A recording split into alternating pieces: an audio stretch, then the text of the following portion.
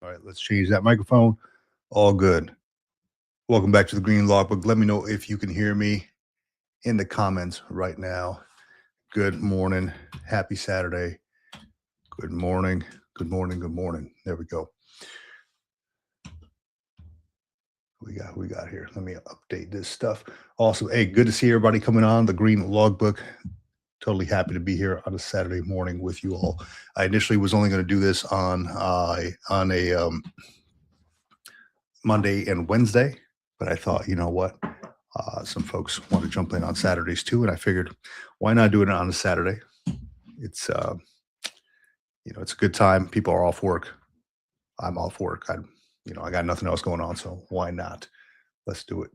So here we go. Let's skip these ads. Let's mute this stuff, and let's get it going. All right. So how's everybody going? How's everybody doing? How's everybody's life going? Um, the topic of today that I put up here was your last day in uniform and civilian life now. What did that look like? What does it look like now? Right. And I put this specifically up there because we got the topic idea. I got an email from Boston Rob. We've seen Boston Rob on the chat here. He's joined in many times. He's jumped on the live stream and stuff like that. Got the idea from Boston Rob. He sent me an email saying, "Hey, this would be a good idea. Let's talk about what your last day in uniform was like. Was it like a big celebration? People have retirement ceremonies. People have people over at their house, barbecue, stuff like that, get-togethers. What was it like for you?" And that's a good topic, I think. And I'll share this quick story. When I was on duty, we have staff duty every so often where you have to go walk around and check all the buildings and stuff like that. I was a chief warrant officer too at the time, and I was doing my duty, and part of the duties was to do the whole flag thing, right? What the hell is this? Do the whole flag thing, right? Like bring the flag down, do evening colors, you know. And as I was going outside to prepare for evening colors, I had this gentleman walk up in his dress whites. He was a Navy gentleman who came up. He was probably a lieutenant commander or maybe a commander. I'm not sure.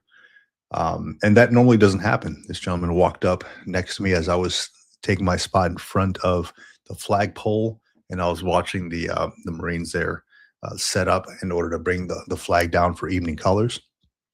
And I turned. I noticed this gentleman was an officer, so probably of higher rank than me. I was a chief warrant officer too. This guy was something like a commander or lieutenant commander. Rendered my salute, cut the salute, and he walked up, shook my hand, and said, "Hey, do you mind if I take down the flag with you, or do the evening colors with you?" And I said, "Sure, yeah, why not? This doesn't happen often. Can I ask, why you'd like to do that?" He said, "Look, I'd like to do this vice having a retirement ceremony." He's like, I don't want to be around large crowds. I don't like too many people around. I don't want a retirement ceremony. The only thing I want to do is do the evening colors." I'm like, "Okay, well," I switched spots with him, and I briefed the Marines who were taking down the flag, and I told them, "Hey, look, he will be the officer that you will render the salute to and present the flag to, um, and then we'll do the evening colors. We'll finish it off that way." So that was this gentleman's only desire. He didn't want to have a retirement ceremony. He didn't want to do any of that stuff. He didn't want to do the O Club or anything like that. All he wanted to do was do the evening colors. And, I kind of stepped aside, let him do his thing. And then we went and, shook his hand, heard a little bit of his story, and he went on his way. He didn't have a retirement ceremony or anything like that. That was a cool way to kind of go out. I thought, just kind of nice and quiet, like fade into the background, that type of thing. Go live your life. Curious if anybody has had an experience like that, where maybe you did not want to have a party or did not want to have a get together or anything like that. And how you had your retirement or your last day in uniform. And real quick, I will put this up on in the comments for anybody who wants to jump on the live stream and be essentially you're going to be right next to me on camera if you'd like to. Here, I'll put that in the comments here. Jump on the live stream. Bamses. There we go. All good. So now you have the link there. Jump on that live stream. Let me know your thoughts. Let me know what your last day in uniform was like. Aside from taking terminal leave and stuff like that, um, your last day in uniform could be just picking up your DD 214 and going on your way. Your last day in uniform could have been an entire celebration. You know, um, for me, my last day in uniform was right before I went on terminal leave. I had my retirement ceremony over at the Officers Club. Here, actually, let me do this here. Click this. There we go. That'll work. I was at the Officers Club on the base I retired from, and just had a lot of everybody from my unit and a lot of close friends, very close friends, old deployment friends. Um, just family that flew in to see me. That was very cool. So they flew from across the country to come check it out. Um, Even my brother flew in. He said he couldn't make it at one point, and he's a Navy chief, and he showed up in his uniform. That was very cool to see him. After so long. So very nice, very nice. But yeah, that was my last day in uniform. It was me giving my speech. At times it gets a little emotional because that your 20-year career or however long you did is coming to a close. It's coming to an end there, and I was ultimately happy to spend it with so many people that I cared about that that helped me in my career. I did invite a lot of people. I did the whole uh, what was it? What's that speech that they give? The watch. We have the watch. I did that whole thing. I had somebody do that for me, so that was pretty incredible to be a part of. I just stood there at attention while they walked around and said the watch. The whole speech. So very cool. Let me see. Charlton Zimmerman. Hey, good to have you on here, buddy. Good to see you. All retired off my first ship, was piped off, announced one MC, name, rank, and told departing. I like the way the Navy does it, man. I've seen a lot of videos like that when I was looking at like retirement ceremonies and stuff. Um, I've seen a lot of videos of how they kind of walked down that aisle and everybody's like around them. I like that. That's very cool. I've not seen a Marine one that does it like that. Let me see. The commander of my unit got us together and gave me a silver tankard with a Navy emblem and painted picture from an old Navy reserve building of carrier ops. It's hanging over my fireplace now. That's very cool, man. I like that. Give me a second here. I'm getting some texts as well. Let's see.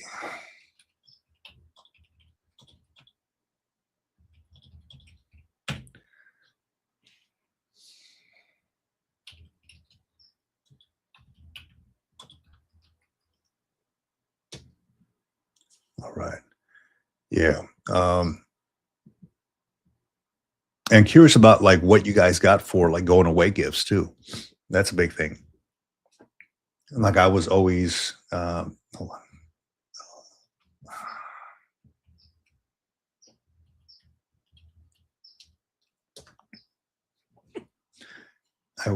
Or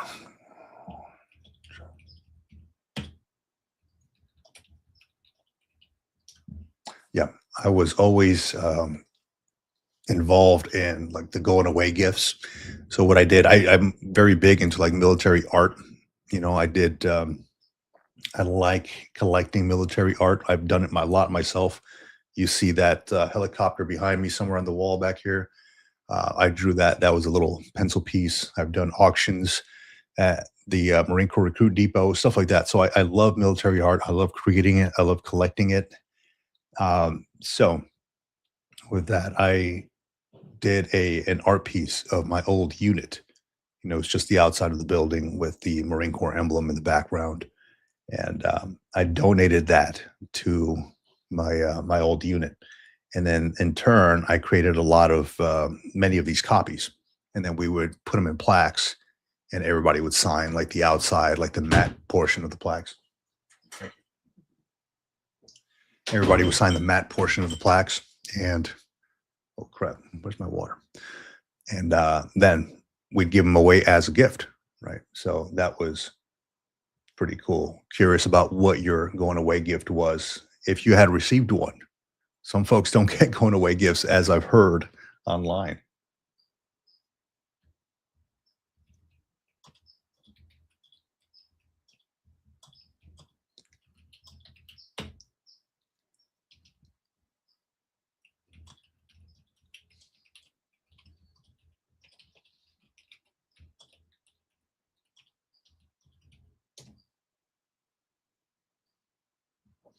Let me see here. Clicks Wizard, welcome. I have not seen your name before, man. Welcome to the live stream, the Green Logbook live stream. Says, I was really on the fence about whether or not to have a retirement ceremony. Ultimately, I did have a ceremony, and I'm glad that I did it. I'm curious, Clicks Wizard, what was leading you down not having one? What was the cause for that? Curious about that. Let me fix this camera. Of course, I mess with the settings on the camera, and of course, it's never correct. Let's see.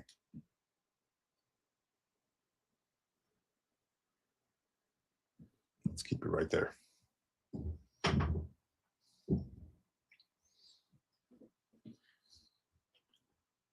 See, Navy Cop back at it, man. Hey, good to have you again, man. I'm glad that you're on here. Says, I appreciate how the Navy hangs on tradition as much as possible for a dependent cruise from San Diego to Washington. My dad came on and was piped on as Major, U.S. Air Force, retired. Love that about Navy. Now, Navy Cop, man, when you say piped on, what exactly does that mean? I've not heard that term before. Piped on as a major. Maybe I have, and I'm just like, I'm drawing a blank here.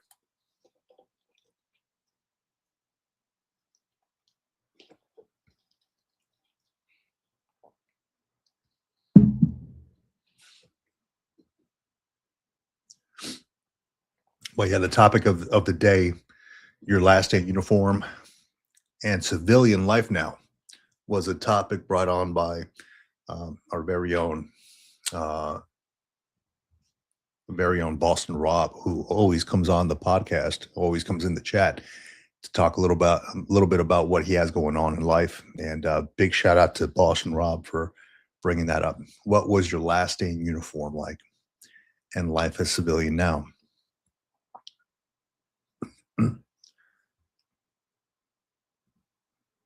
There we go. Quarter deck watch. Dawson whistle is blown. Very cool, man. Very cool. I said, I'd be lying if I said that the current political climate was a negative factor, but my CO pushed me towards having a ceremony, reassuring that it was a day to celebrate my career. Yeah, I agree. I agree. It is a day to celebrate your career. Um, it's a little bit tough for a lot of us to kind of, I'd say, toot our own horn, right? To kind of talk about ourselves. It's always awkward for me, at least, when I would have like my OIC or my CO or whoever up there whenever I get an award, or even during my retirement, like, hey, Vic has done this and this and this, blah blah blah. Always an awkward feeling, right? Because it's always like selfless service. We want to do it for the unit, for the mission. We don't really. I was never about getting the recognition, so I didn't really care about it. But it is. I agree with your CO there, Clicks Wizard. It is a day to celebrate you and your career, man. Very true. So I'm glad. I'm glad and happy. I said I'm glappy. That's fucking weird, man. What's going on with me? I'm happy and I'm glad that you got that done, man. Let's see. Boatswain's pipe used for introducing announcements over the 1MC. announcing system. It's also used for ceremonial arrival. Oh, okay, okay, okay. I got you. I got you. I know what that is. All right, cool stuff.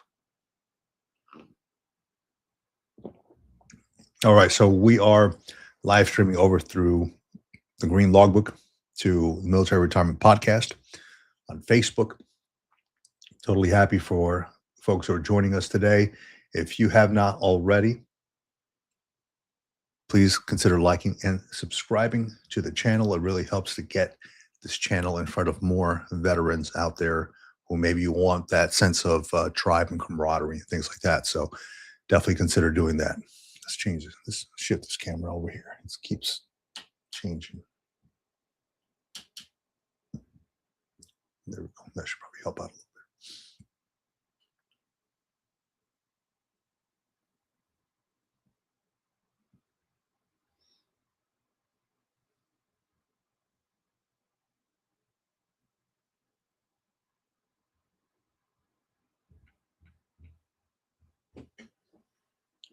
Let's see here. So yeah, I don't know if anybody else caught that fight yesterday on Netflix. It was that Anthony Joshua and Jake Paul fight, which I think that this dude's a freaking joker anyway. He's a YouTuber who turned into a boxer and things like that. Um, it was for one. I mean, I enjoy boxing and UFC and watching like mixed martial arts and stuff like that. But man, it was good to see this dude get knocked around a little bit, as much shit as he talks. And that's part of his gig, right? Is talking his stuff, talking his trash, and getting the clicks like that. That's part of his thing, right? I mean, that's how he's gotten his multi millions of dollars and all that. But it was so enjoyable to watch somebody who talks so much shit just get knocked around. Yeah, very. I like it. I like it. If anybody else caught it, very cool. Very cool. I'm looking at photos here. My cousin is a drill instructor, posting photos of his time. I didn't know that drill instructors took photos. I was never a drill instructor myself. I didn't know that they took photos while like in squad bays or whatever they do. Apparently they do. Weird. I'll have to ask him about that.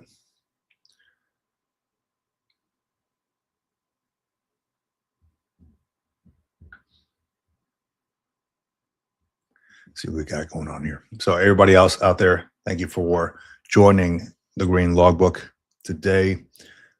Veterans and coffee. I got my coffee here. Again, as always, this is my North Carolina cup when I was stationed over in Camp Lejeune. I like picking up cups from where I was stationed or places I go. So this is my North Carolina one, drinking some dark roast. It's weird. It's a caramel dark roast, and I threw some half and half in there with some cinnamon, as I usually like it. So curious what everybody else is drinking out there. Again, you can't come to Veterans and Coffee without sipping on some coffee, right? So let me know what you guys got going on over there. And along with that, again, I'm going to share this. Jump on the live stream. BAMSIS. If you feel so inclined to jump on the live stream, there's the link to jump on it. And then you can be up on the stage talking some smack, talking some stuff. Fun time.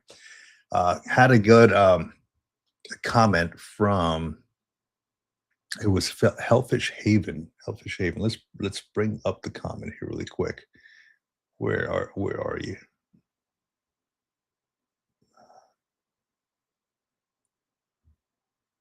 Hellfish Haven.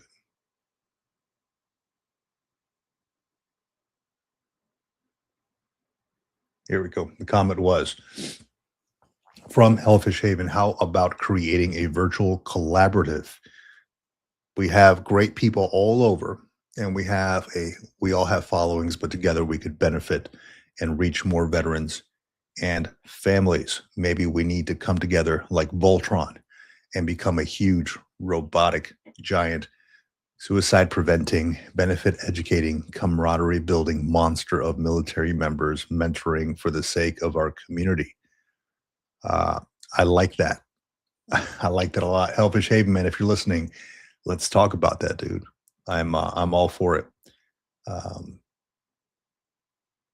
I love doing this. I love the live streams. I love making these videos about educating and passing. Really, it's not even educating; it's just passing on information that's already out there, right?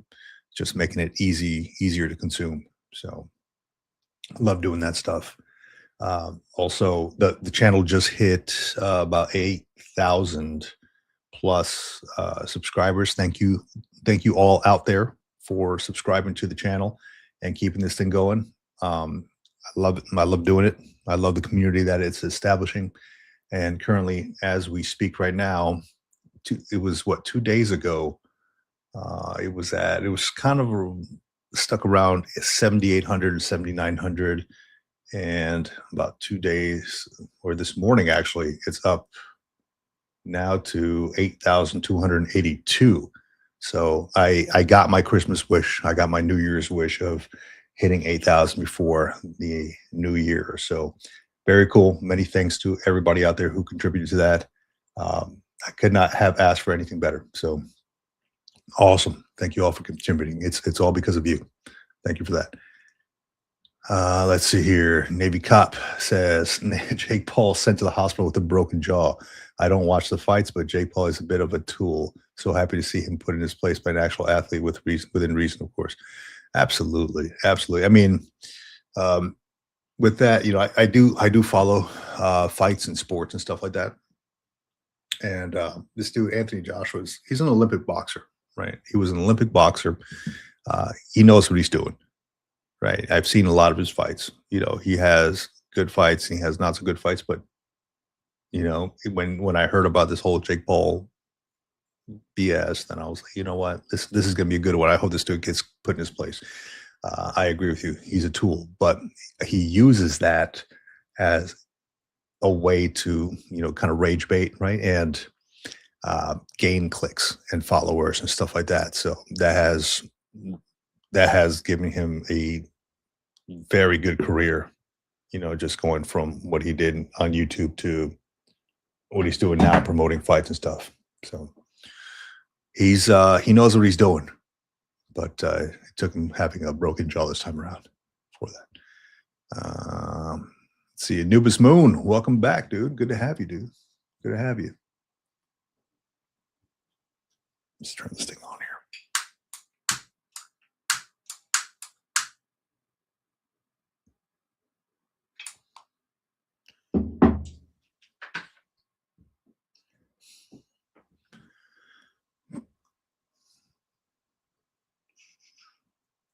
All right. Charlton Zimmerman says his question: does the service really use those green bond or written logbooks today, printed in time, printed on watch? Let me see.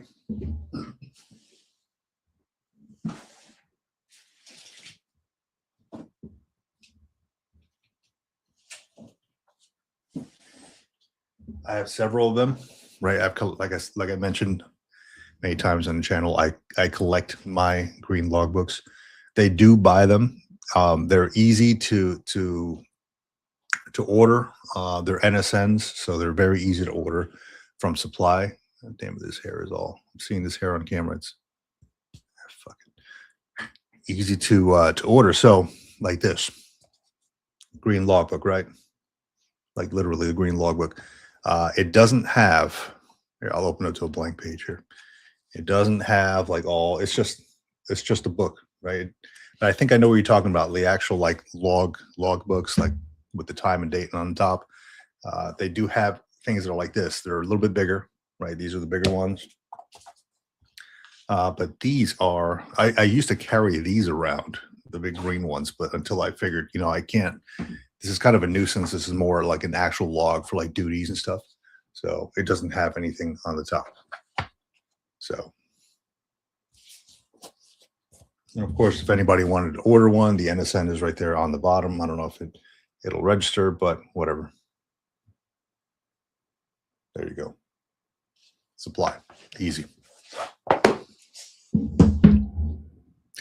I'm a big fan of them because the pages are good. There's a lot of pages in them, and they're cheap, right? You can go to Supply. I used to buy like hundreds of them at Supply, and just because, I mean, they just have them in stock there. Easy. They have different colors, like a tan one, a black one, green ones, right? So I was always partial to the green ones for whatever reason. So I'd always buy those for the unit. Easy, easy. Let's see here. So yes, I think David Cobb also mentioned absolutely. They still use those things on ship, especially. Yeah, they those things are still in circulation. They still use them 100%. I'm looking. I've been awake since like 4 in the morning. I'm looking like I just damn woke up. It's all good. Whatever. So yeah, it's many thanks again to all the folks out there who have subscribed to the channel and helped it raise up to about almost 8,300 so far. Very cool goal, very cool thing to have reached. I didn't know if I was going to be able to reach that by the end of the year, but it happened. It happened. So awesome. Another video I had put out there was about TRS and taps, and was curious about everybody's ideas about this and feedback. And I know we've talked a lot about it on the podcast as well on the live stream. Was about having that panel of veterans, of retirees, service members in the front of the classroom at a TRS classroom, and actually giving like lived experience on what it really is like to leave the service, life after uh, being in the military, life after retirement, the ups and downs, the successes and failures that you will encounter as you leave the service. So, and then, we've talked, it's a good idea, I think. I mean, it's something that I wish I had when I was in the service. Just having a panel of folks that I could ask questions to. And it looks like other people agree. So awesome. Awesome. Let's see here. I got the link on the comments there. If you want to scroll up in the comments, check it out. Jump on the live stream if you want. And today's topic is all about your last day in uniform and civilian life now. What does that look like for you? This topic was brought on via an email I received from Boston Rob, who was very active on the live streams and very active in the channel. So thanks to Boston Rob for that topic of the day.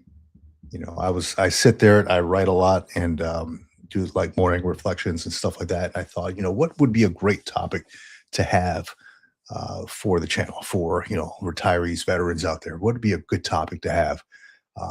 And as I was thinking that, I reloaded the page, and then sure enough, Boston Rob's email showed up. Hey, what about your last day in military uniform? And specifically, let's look at it real quick because I don't want to misquote what he said.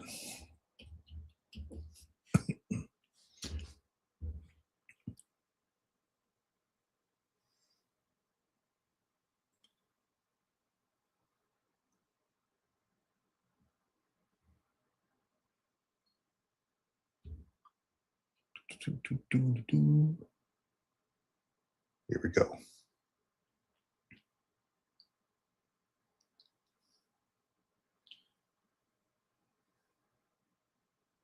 Says, I've been pondering ideas for future discussions, and one topic I think about involves our last day uniform, particularly what it looks like and feels like.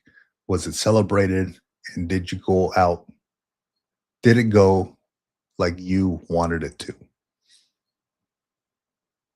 In my own experience, I've seen some folks retire with large formal ceremonies, while others left the service after 20 plus years with a few handshakes and perhaps a luncheon or barbecue.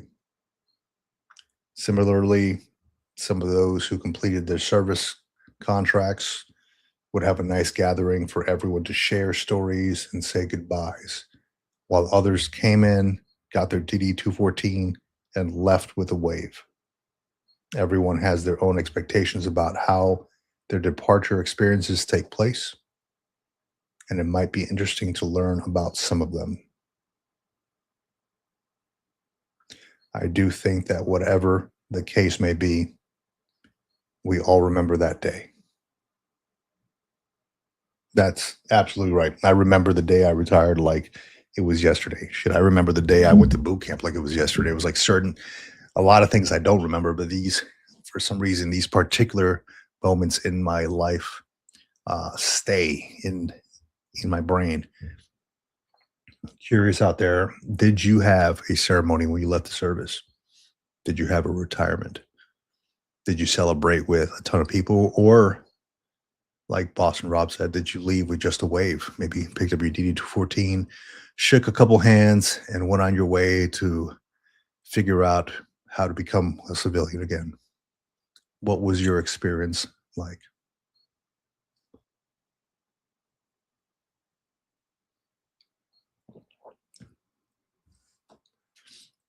Thank you for the thumbs up. Old Jay, huh? Jay Reek. Okay. Yeah. Thank you. Old Rika here.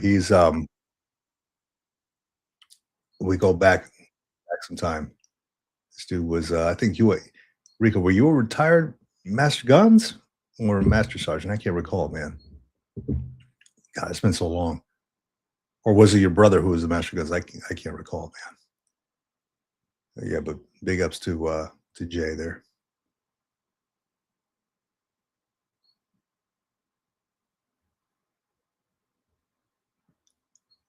Here, I'll put that in the chat here real quick.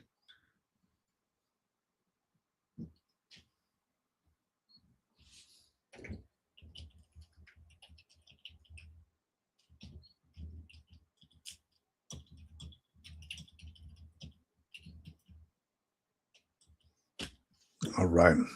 Posting that up one more time. What happened here? Jump on and share your story. Let me know what it was like the last couple days in uniform. Actually, I'll be curious to know what it was like for you after you left the uniform, after you retired, after you just picked up your D214. Was it like a sigh of relief? Was it a weight lifted off your shoulders? Was it fear of the unknown? Was it, just trying to figure things out?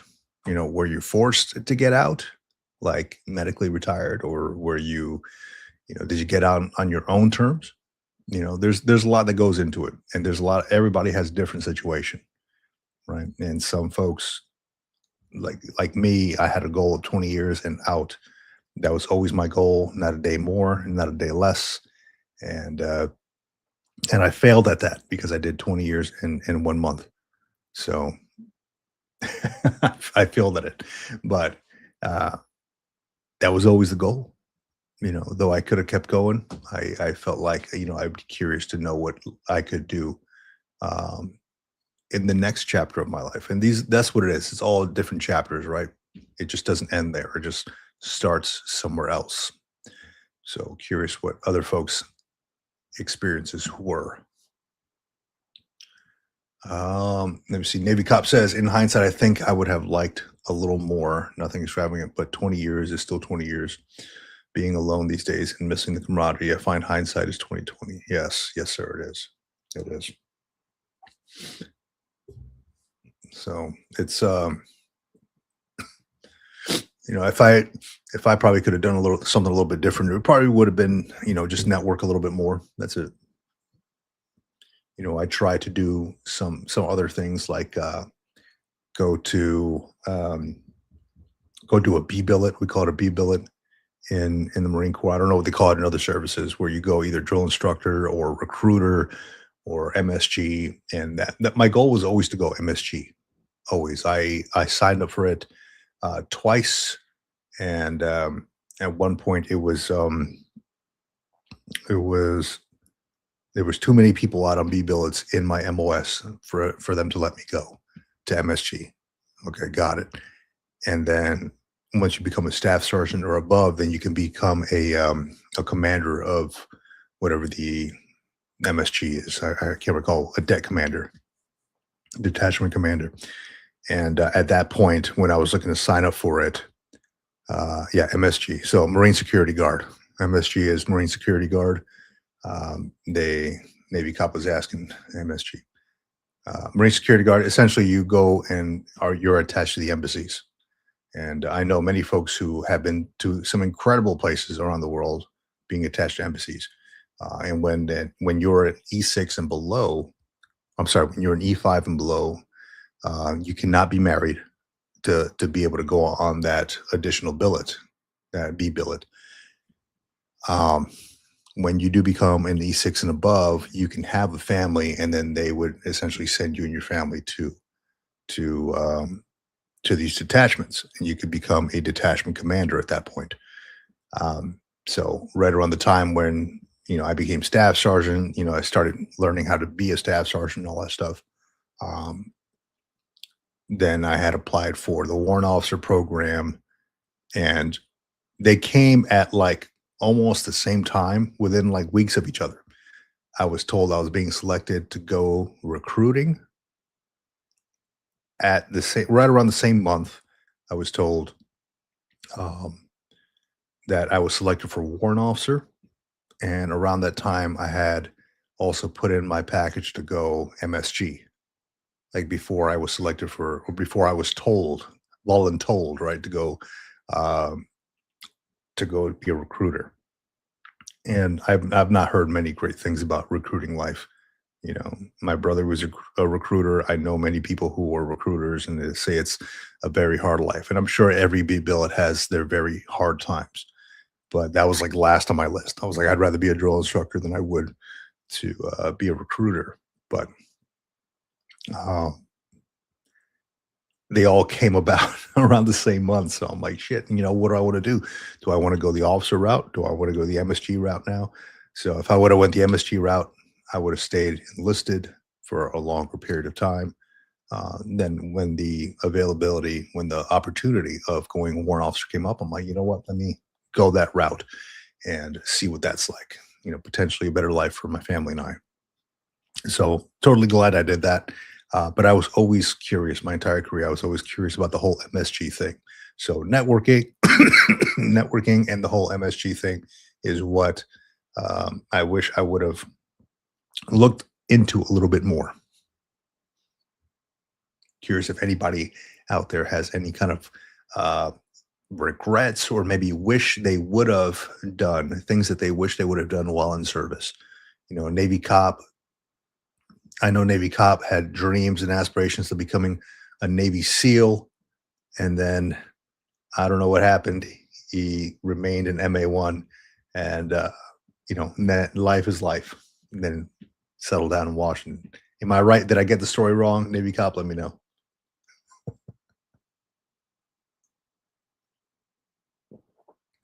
This freaking I throw the cinnamon in my coffee, and I had just inhaled some freaking cinnamon that didn't mix in with the coffee, and that shit made me cough. Freaking Navy SEAL, more like a Navy penguin.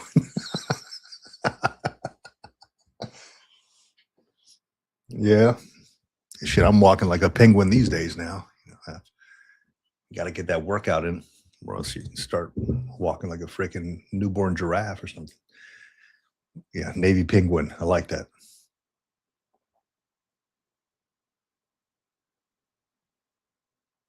See what we got going on here. Oh yeah.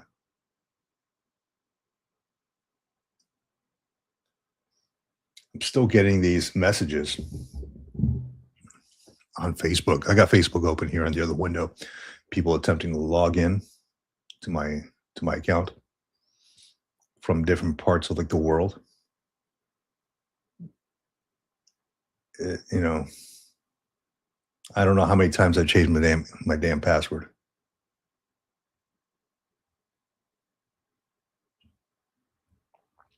And if you're just joining the channel, please put in the comments your branch of service that you served in, and where you're joining in from. That would be awesome if you all can do that and help me out with that. I don't know who's in the comments. It doesn't tell me who's here, who's what. I just see a total number at the top, at least on my screen. So if you could just put in the comments where you're joining from and your branch of service, if you served in the military. If you didn't, that's completely fine. But curious about it.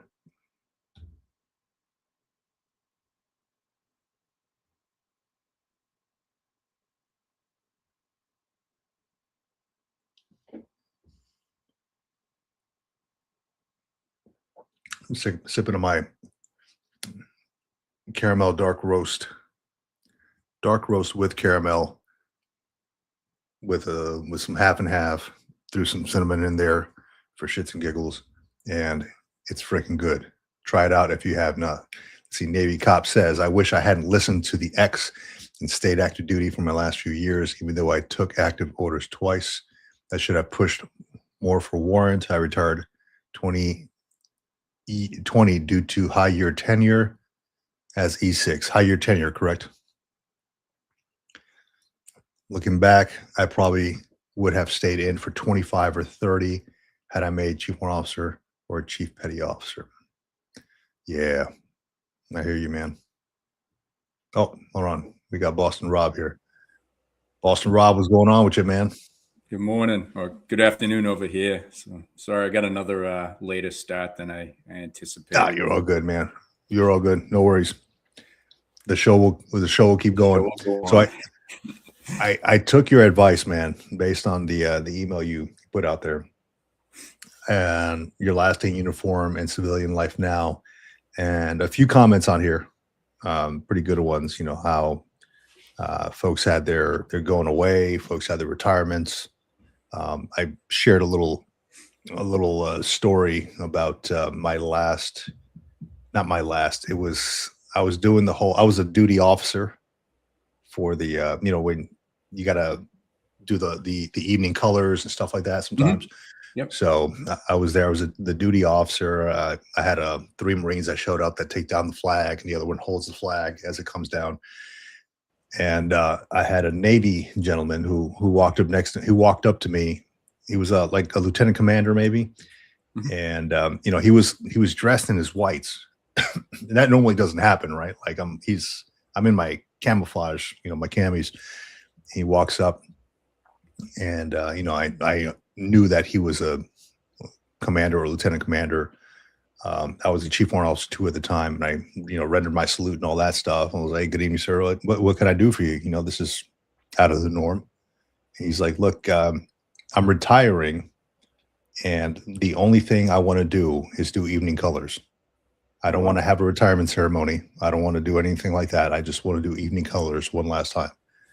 I'm like, "Okay, that's cool." So I explained it to the Marines that were doing the whole flag. I'm like, "All right, you're going to present it to this gentleman here. I'm going to step off to the side and just kind of watch."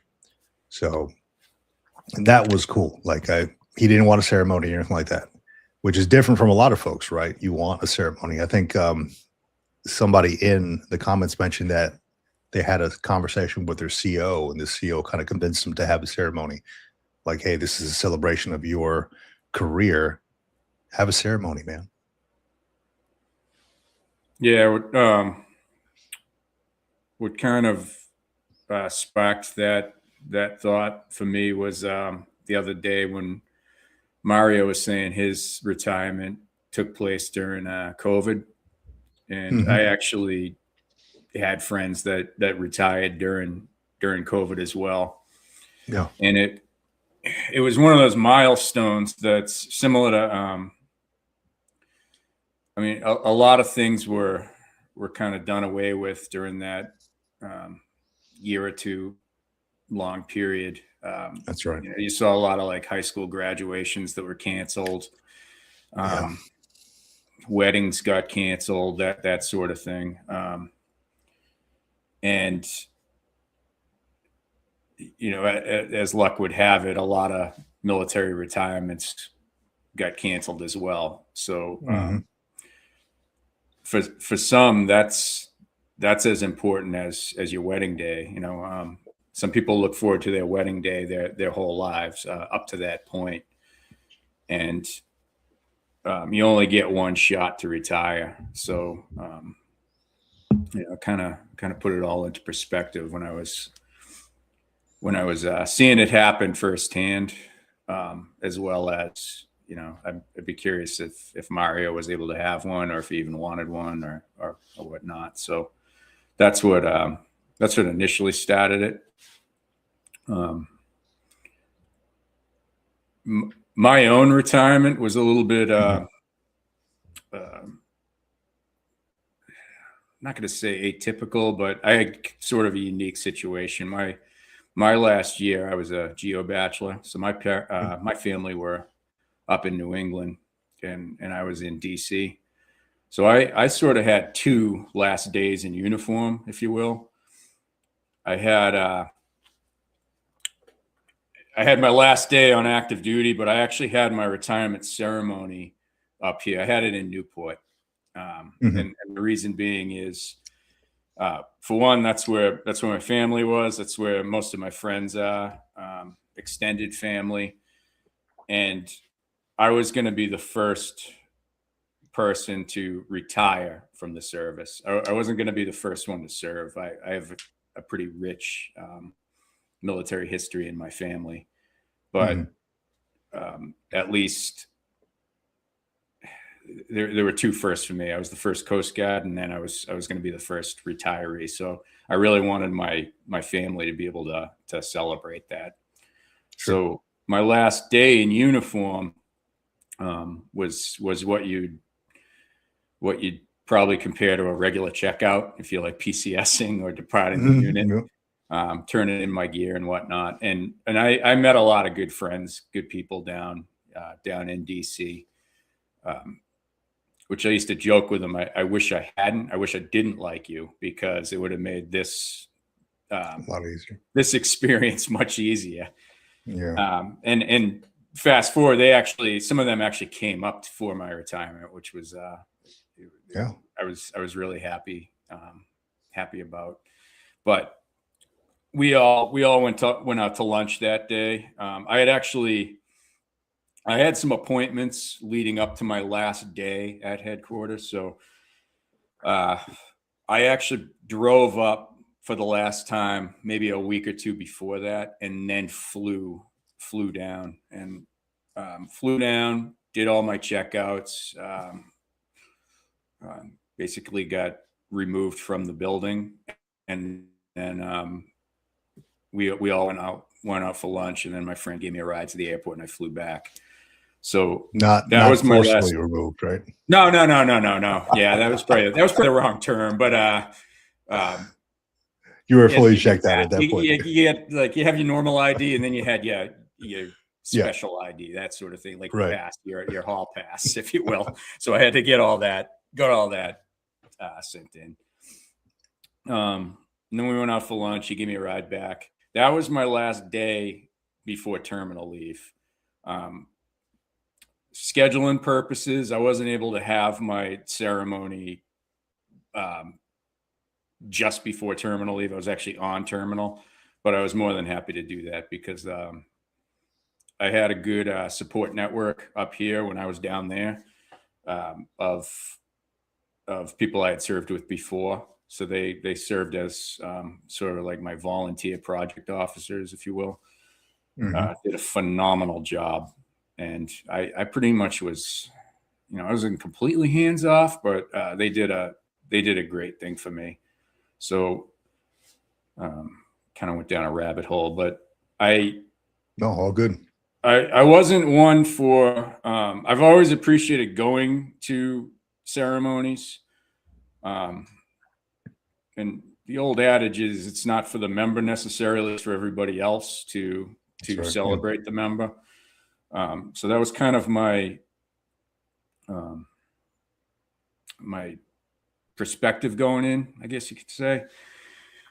But looking back, I'm really, really glad that I did. I was glad my family got to be there. My parents are getting old, as all of ours are. So I was able to have friends that weren't a part of this part of my life. You know, they knew that Right. what I did, but they never saw what I did. So they actually got to see firsthand some of the traditions, Right. and that was really cool, I thought. Oh yeah, Um, man. That's all. I'm glad you got that experience. I I had a long conversation myself with like my wife, right? When I was about to retire. And I kind of wanted I admired what that dude did, like, hey, I just want to do colors one last time. Um and my thought was like I'm very I don't like to be around a lot of people myself. So I'm like, yeah, I don't really want a like a celebration or anything like that. I don't want to be around a lot of people. I don't want to do this whole retirement thing. And she talked me into it. She's like, hey, look, it's celebrating your career. You're gonna be around a lot of people you love, your unit and this and that. And ultimately I was glad I did it. I say that, I'm introverted, but I'm like, once I get it going and once I get like a drink or some coffee in me or something like that, I'm like, it's go time, right? Like I'm talking to everybody. But it was good to see like my parents showed up, yeah, my brother showed up. He told me he's in the Navy. He told me he wouldn't be able to make it due to some kind of I don't know what the hell he does. Um, I I crack on him because I'm like, you dude, you have not done your own MOS. You just get attached to different things throughout your career. So like he was attached to like some SEAL team at one point doing something. I don't know what the hell he was doing. And I'm like, what are you even, he had something going on. He's like, I can't make it. He showed up, he surprised me and all that. So that was cool. Um, so it really is about everybody else around you, right? Celebrating your family, celebrating like my kids, my wife, and my kids got little awards, right? Like little yeah, whatever it is, those folders. hmm Thank you for supporting him and letting him do his job and this and that. And I was glad they got it. It was all about them. And my speech was not about me. It was all about everybody else. Because I hate getting that recognition and all that. I just wanted to dish it out to everybody else and let them know, hey, because of you, I was able to do my job effectively. So yeah, I agree, man. It's kind of a some people don't want it, and I've talked to folks who haven't had a retirement ceremony or a going away ceremony, and they're like, yeah, I wish I would have had something so I can bring my parents or to let them know what everything was like, what this part of my life was like that they don't see all the time. yeah, yeah. Yeah, That's what I was that's a trying to big thing. say. It's just like you got one day to basically open up your world and your other Mhm. family to those that are unfamiliar. And um, that certainly wasn't my point, or wasn't my intention at the time. It was, you're my friends and my loved ones, and I'd love you to be able to come to that, because it's one of the milestones that I'm going to experience. But like looking back on it, um, they might never get a chance to experience something like that. In fact, I mean, it's funny because my best friend, who I've been friends with since childhood, uh, he's always asked me questions, but he's never been. Um, we've talked about what I did, but he's never been able to see any of it firsthand. So Sure. he's going, and you're familiar with the Newport base, so Yeah, he got to and the logistics of it is you have to provide your guest list, and that's right. the guard shack's gonna check the name off, and the whole 9 yards. So my team and I, we were prepared for that. So he and his family get up to the gate. Now they're probably a few hundred yards at most from the location, from the club. Right. And the the gate guard asks, are you here for the ceremony? So he says yes. So you're going to take a right and you're going to drive all the way basically to the other end of the base. Well, what was happening is there was an OCS, or a I don't know Oh, if it was graduation OCS or or like naps. NAPS. Yeah, Yeah. but there was a graduation going on. So he and his family are sitting there. They're rolling in like the whole charade. They got the bands going, and he's like, I don't know if like I'm not saying that you're not this important, but I don't think I'm in the right place. They really And pull out all the stops for Rob. yeah, they pulled out all the stops for it. So it's like, yeah, I had to drop a pin, and he's like, oh my God, I'm 15 minutes away. So he had to Oh. blow this. So he almost missed the opening, but Oh man. yeah, it was pretty, we laugh about it now, but yeah, I just, looking back, I think that was a great thing for everybody else to be able to. And the other thing for my own, I had been to a lot with like all the pomp and circumstance, and if that's how somebody wants to go out, I am 100% supportive of that. I think that's like whatever you want, you should be able to get, and everybody should just be able to, play along, because your day will come if that's the choices you make. So absolutely, man. But I do remember having to dress up and put all the get up on, and it's not always, there's a selfish side, like I wish I didn't have to do all of this for somebody I barely know, that sort of thing. So my own protocol, I guess you could say, is it was uniform or business casual, and just about everybody in that was serving at the time showed up in uniform, and I thought that was like really like a really nice thing, nice gesture. Because I was putting it out there. I don't care what you wear, as long as you can get there. But it showed me that the people that were there really wanted to be there. So I was, I'm forever grateful for being able to experience it. And, and though a lot of us don't want like all that, that whole show, I have been to some, one namely in specific that that kind of like, I sat there. I sat in the audience under intent, right? Because I knew this guy, and I was like, man, I expected nothing less, because this guy was very like networked and outgoing. He knew a lot of people and this and that, right? And so there's back in the day, they used to have what they call horse marines.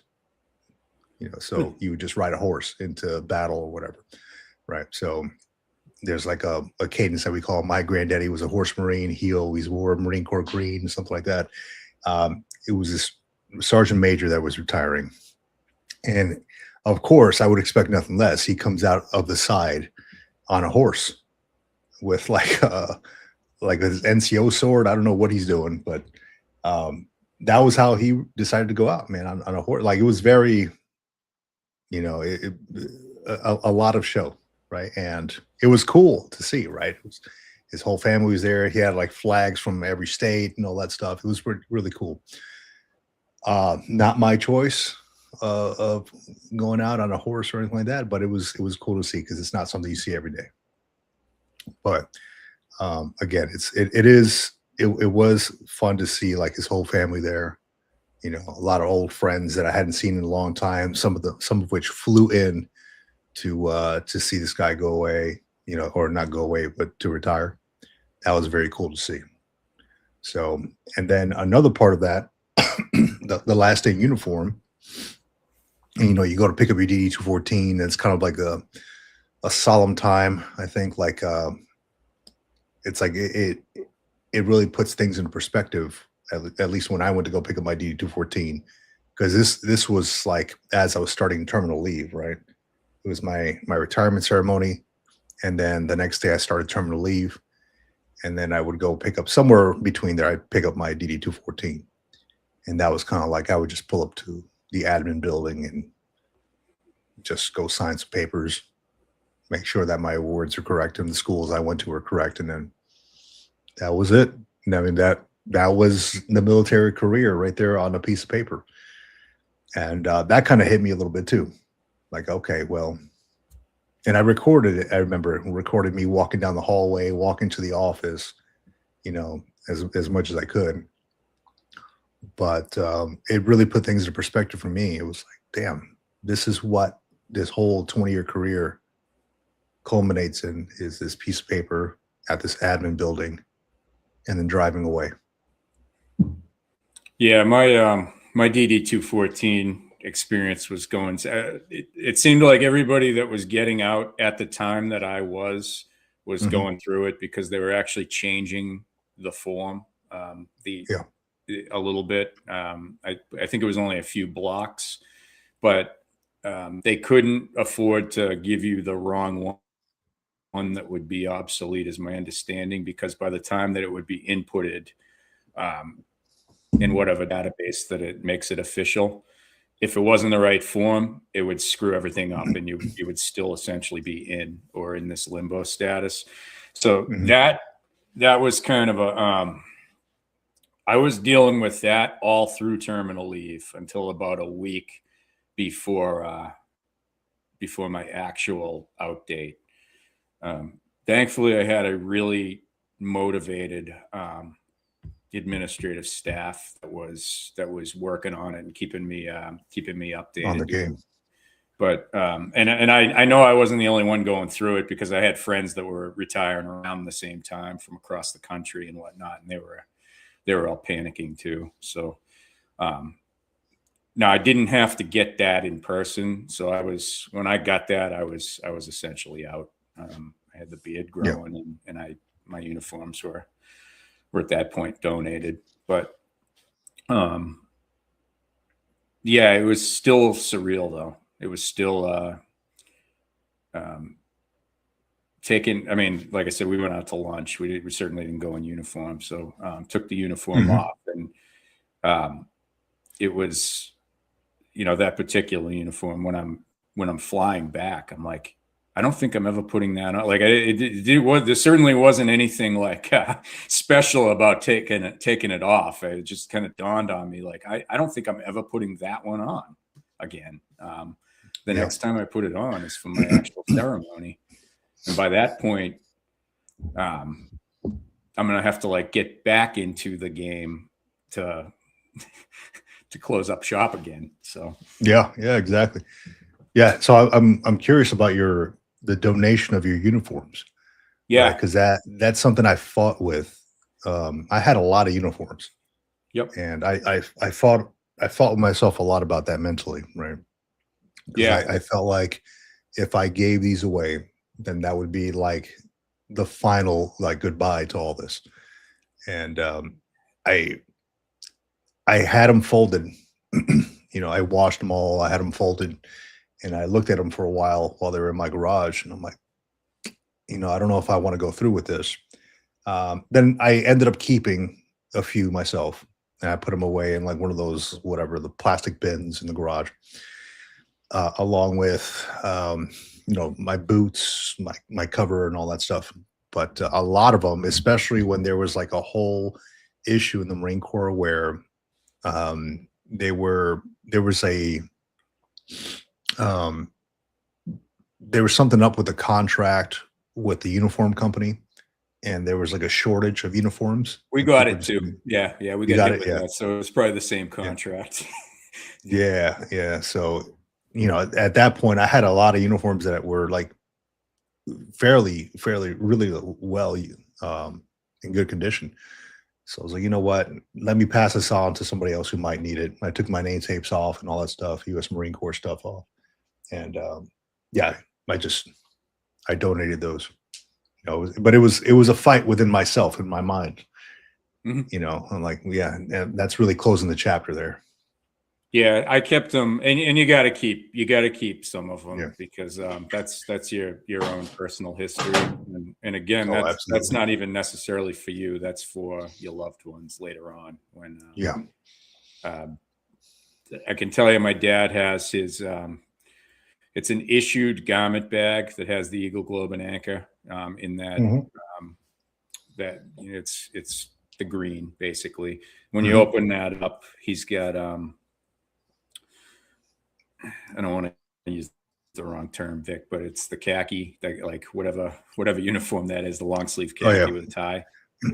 He's got Tie a and then set of that. What is it? the deltas. Deltas. Okay, so he's got a set of deltas, and then his dress blues, which that's gone through several iterations from when he was in till now, and it might be back to the color, to the shade of blue or black, whatever it is now. Yeah. But he has those, and those are never going away. So I kind of took a page out of his book, and I kept a pair of tropical blue long is probably it's the summer, not really summer dress, but summer. I guess it is summer dress, short sleeve, basically. It would be that's And like then, the camouflage version, but just the blue, right? So that's those are what we call the ODU, operational dress. So that's those would be like our work uniforms. I donated all those. Those I didn't have any. I didn't have any real attachment to them, only because they're very difficult for my. I have the most normal size that you are. Those are the hardest ones to get when there's a shortage. So yeah.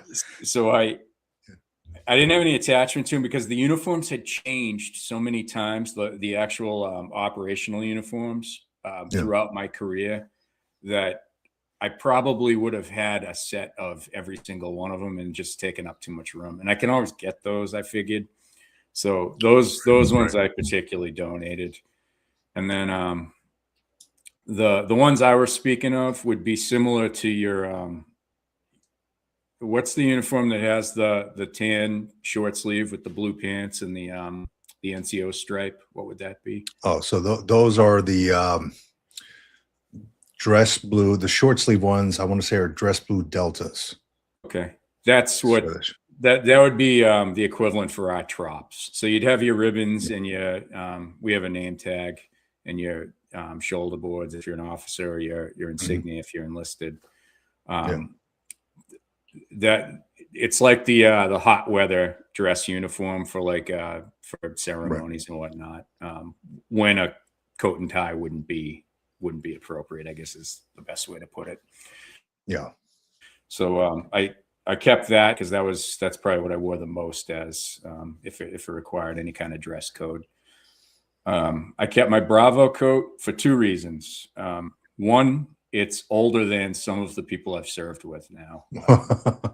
So, and it's had to go through a couple of alterations over the course, but even when I went from enlisted to officer, I was still able to keep that. It didn't create any kind of holing or staining from the patch that used to be on the shoulder. So I was able to protect that, to save that. Good. And then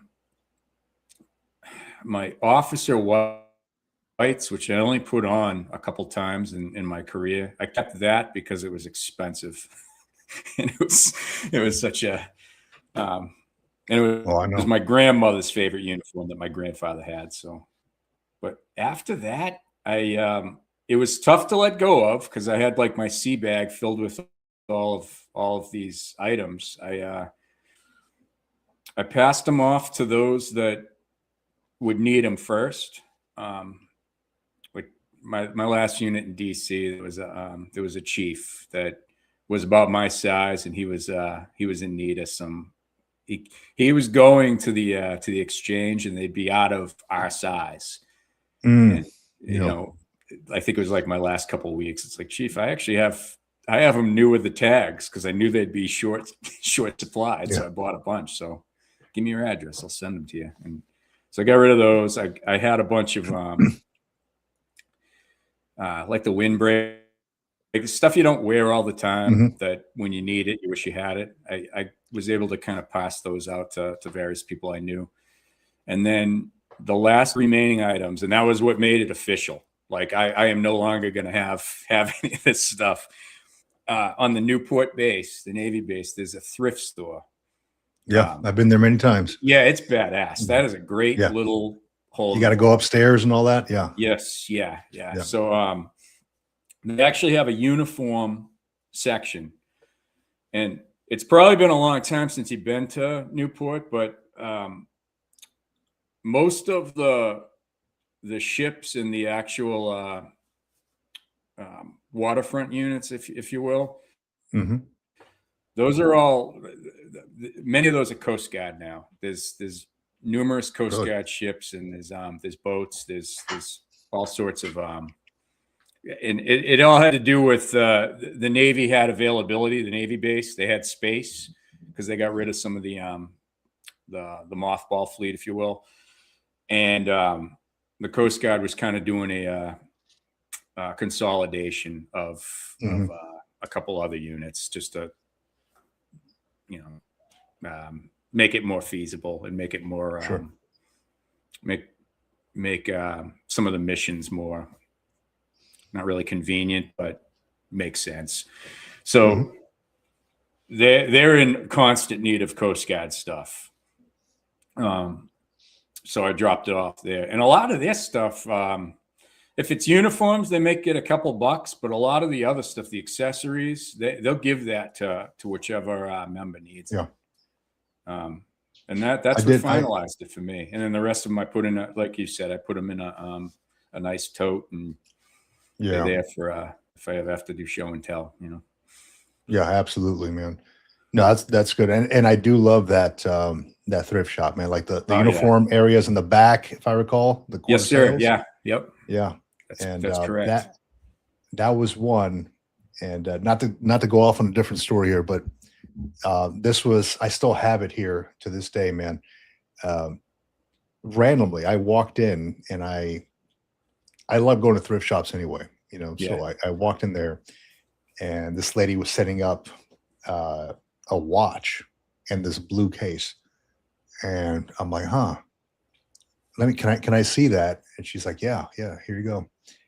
And I ended up purchasing it for like $15, and it was a watch with the inscription of a South Korean general. It was like a gold-plated watch on it, with a leather strap, and it had the general's name on the blue cover. And I can't recall the general's name. I looked him up at one point, and he was like something for like South Korean forces. I don't know what exactly it was, but I was like, wow, this $15. Okay, here you go. You sure? But you can find some crazy stuff out there, man. Because I mean, it's a lot of officers that live out there anyway, right? That donate their stuff. So you find like some really high end, really nice things out there. But the War College is there. That's right. And Newport in general just has a lot of money. So yeah. So even if it's not somebody that's got a direct affiliation with the base, as long as they know somebody that has base access, the stuff could find its way into that. Absolutely. That thrift shop. Absolutely, yeah. Even practical items, because there's PCSs all day long. They seem to be off-season PCSs a lot in Newport. Yeah. I was there with my daughter. I think it was last year, and I can't remember what it was. It may have even been a Christmas party, but we needed a crock pot. We were already on base for something else, so we went to the exchange, and I don't know if they were out of them or what she wanted wasn't there, but we're driving off, and it's like, all right, we'll go on Amazon. And as I'm pulling to that stop sign, it's like, oh, hold up, this is open. Let's take a look. And in 5 minutes, we found exactly what it was for like $2. So you can find some really good practical items. If you ever need a uniform and you're local there, check that out first. I love those military thrift shops. I'll show you a little something here I got. Give me a second. So I was at the thrift shop here, the Marine thrift shop, and I worked not too far from there. So I'm like, I just walked there, and that's cool. I picked up these They're about 1940, 1950s Eco Globe and anchors. So they don't make them like this anymore. I don't Yeah, know if you can see that stuff. I can. Yeah. Yeah, there you go. So it's kind of like I can't wear them because I was never issued ones like these, but I picked them up and I had them on my shelf at work, and my boss came in, this colonel, and he's like, "Let me see those. I haven't seen those in a long time. Where'd you get those?" I'm like, "Well, they got them at the thrift shop." He's like, "Holy shit, I got to get out there." They had a lot of good stuff out there, man. A lot of these old retirees that are just getting out and they're just donating this stuff, and I'm like, and I'm a freaking history nut, dude. I like those. They had old posters, like old recruiting Oh posters, and wow. like I wanted to buy them, but they weren't for sale, right? A lot of them, they just keep them around. Like old, like hand carved wooden stuff, like inscribed in the back, like 1940s, 1930s, stuff like that. Really, really cool stuff. I'm a freaking history nut when it comes to that, especially military history. But yeah, man, I'm big fan. I mean, I would love to do like a freaking video of just going to a thrift shop, military thrift shop, and just walking around with the camera and stuff. Be a little weird because I don't like to do like camera stuff out in public. Yeah, stuff was Be cool. different back then, Vic. Yeah. Like, my grandfather was a naval aviator. And I didn't know him. He passed away when I was a baby. So, Mhm. but when I got commissioned, I think it's a model 1851 sword, if I'm correct. But it's essentially the Coast Guard has the same sword as the Navy, essentially. Mhm. Um, it just has a couple different inscriptions. Instead of USN, it's USCG.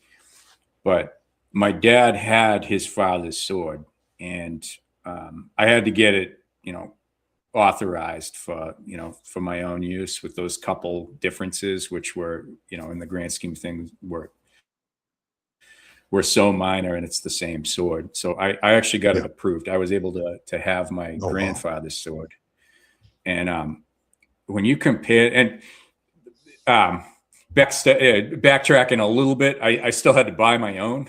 Like you still have to, they're still Yeah. gonna get the They're gonna still get gonna that get money the out of rent you. ticket. But I was able to use his and keep his. That's So awesome. when you compare the two, um, it's like his was real. I think it was brass, real brass handle. So it actually needed to get shined. It wasn't that anodized. Real Yeah. leather scabbard. You could make out individual stars in the, I think it's called the lacing that goes around the Mhm. actual Oh yeah. handle. But you could make out individual stars that were actually like hand printed, Wow. hand inscribed. And I have it hanging in my living room now upstairs. But it's it's crazy how like it was almost like a piece of nice jewelry, because it Yeah. was, I don't think it was mass produced back then, or Mhm. it was just less people. Yeah. And it's a more, I think more, it, how can I put it? It wasn't mass produced. It wasn't like just stamped. It was um like an actual person, like maybe a blacksmith or somebody like that actually took the time to do that, or a company like do things by hand.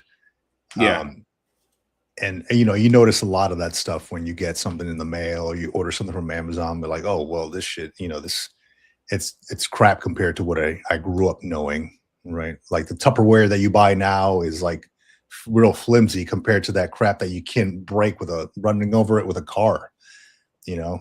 So it's but if you go to a thrift store, you can get the original Tupperware, and it looks brand new. You can beat that with a yeah, hammer, and yeah. it's Just still don't going to put work. spaghetti in it because it'll change the colors.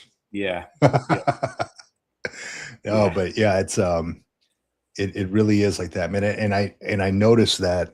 So I had bought like the Japanese knife, like stationed over when I was stationed over in Japan. Before I even got stationed out there, like I always knew, like, hey, Japanese stuff is really, craftsmen actually take the time to do this stuff by hand, right? And then I ended up buying one, just kind of like a mass produced one, and it wasn't really, it was good, but it wasn't as good as when I went out to Japan and I met this gentleman who was making these things by hand. He was introduced to me. He was like 80, and he lived in this. It was like a cabin in the mountains, and he had his workshop, which would be like a garage, right? But he turned into his workshop. Like beautiful area, man. It was like all cedar. It smelled great, but he would make these knives by hand, and I was just so impressed by it on how he would do that. He would fold the steel over, and then he would like whatever grind it up and all that. He invited me inside for it was like tea and some sour plum. Kind of, I guess that's what you give guests. I don't know, but his whole room, his whole like living room was like a museum. And then he told me how he's a seventh generation knife maker. His great grandfather down the line was the sword maker for the samurai in that prefecture. And he had like this 700-year-old sword in his living room. And I'm like, wow. And it looked brand new. It looked perfect, right? It still had like the bamboo type of sheath and all that. It was amazing. I was like, wow, like he kept this down the line. And I'm thinking, I can only hope that my kids do the same with my stuff one day, just keep it down the line. And then, fast forward a few years later, I had bought a katana over in Japan, like an imitation one. And I had my officer's sword here, the one back here. The officer's sword here. And I come out one time and I hear my boys laughing. And they're fricking playing katana swords with my fricking Marine Corps sword and the katana swords. I'm like, no. Thankfully, they hadn't hit each other, but they're like, they're holding it. I'm like, oh shit, real weapon. Don't. Yeah, exactly. So, I mean, it doesn't have it's not sharp or anything like that, but still, I'm like, yeah. I mean, it has a point, and I'm like, these aren't, you as well as I know, these things are not cheap. Yeah. I'm like, please don't do that with the swords. But yeah, I mean, I can only hope that one day they'll have it up on their mantle. That's a big reason why I bought it. Not because I had to buy it while I was at the officer course, but because I wanted to have it on their living room maybe someday, saying, hey, this is my dad's stuff. Like the whole lineage thing. Yeah. And I think you've mentioned before, your kids will sometimes open up your old mementos in the totes. That's why I'm keeping all of my stuff. And I mean, this is kind of a segue into, like we spoke about retirement ceremonies, but last day in uniform, is certainly not exclusive to retirement. There's memories with every place you go, and there's memories, even if it's 4 years and split. And I think it should all be celebrated, however the member wants to do so. But absolutely. I have a lot of various places I've been to, like and everybody probably does it, but you might have like a photograph that a unit uses, maybe of in my case it was a helicopter, but flying over, say, the Golden Gate Bridge, if I when I was in San Francisco, and then there'll be like a white matting around it that everybody would sign. Those things are never gonna get hung up in my house. At least I don't think they are. But they mean something. They still hold a lot of deep meaning to me, because some of the people aren't with us anymore that sign it, and it's always a memory. And it's sometimes it's something you may have forgotten, but they'll write their own little wise ass message to you. And it's like, oh yeah, that was funny. That was a good time. And those, I think those memories are worth holding on to. Yeah, they are. They are. I agree. I know exactly what you're talking about, like a photo or something. Yeah. I mentioned it early in the on the live stream. Like I've signed many of those Matt ones, even if I didn't know the person, right? Like I'd sign it, hey, great to have served with you or something like that. Um, and then for my last duty station, I had I'm big into art, so I had drawn a picture like and did watercolor on it of the old unit building with the Marine Corps emblem in the background. There was like a big painted emblem on the building behind my building. So, I kind of included that in there and I donated that to my old unit. They put it up on the wall and all that. And now they use that as going away gifts. They just, get photos reprinted or whatever of it. But I recall that you would kind of circulate the mat thing around to like different people and like they Mhm. would sign it. And I'd get these knuckleheads a Yeah, couple we put miles, but I don't know the CO. I'm like, I don't give a shit. Put something on there like, hey, good app shared with you. Don't care what it is. Put something. yeah, Fill in the space. yeah, we put it like on the hangar deck, and then it would make its way to maybe the wardroom or the Mhm. chief's mess. And the Coast Guard's small enough that um, everybody that would sign our stuff at a particular unit generally knew who you were. So Yeah. Yeah. um, they, I'd offer that they probably meant to and wanted to sign it. As a not only a sign of respect but a sign of farewell. Yeah. Um, but I've had other cool mementos that just don't really fit maybe the decor of my house or Hmm. I mean right now I'm in my man cave per se, but even then it's like how do you find the right place for this? But there'll be a time when it's my grandkids that want Yeah. to see what I did and some of the places I've been, and it's definitely worth keeping those in the family.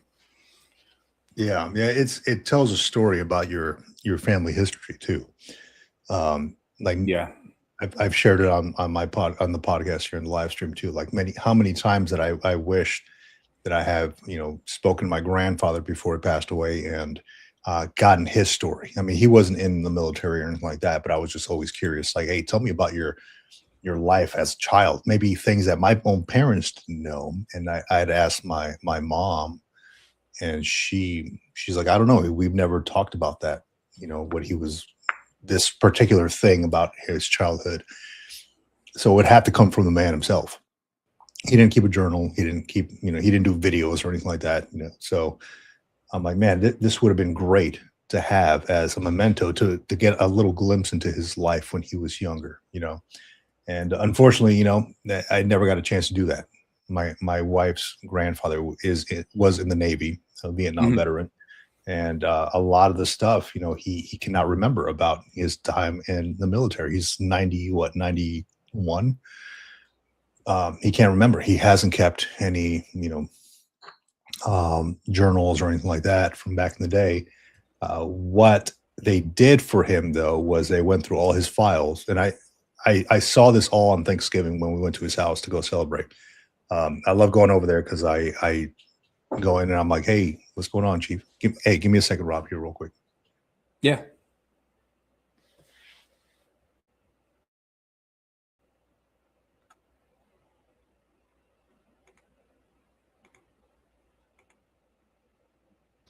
All right, kind of knocking my door. But yeah, man, just I go over there. I'm like, hey, Chief, what's going on? And he gets all happy, right? He's like, because that was a big part of his life.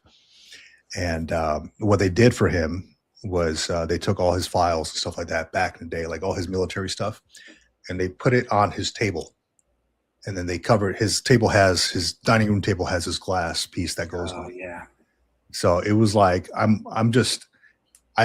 probably an hour just reading. I'm like, oh man, this was like his actual like driver's license when he was stationed in Korea or whatever.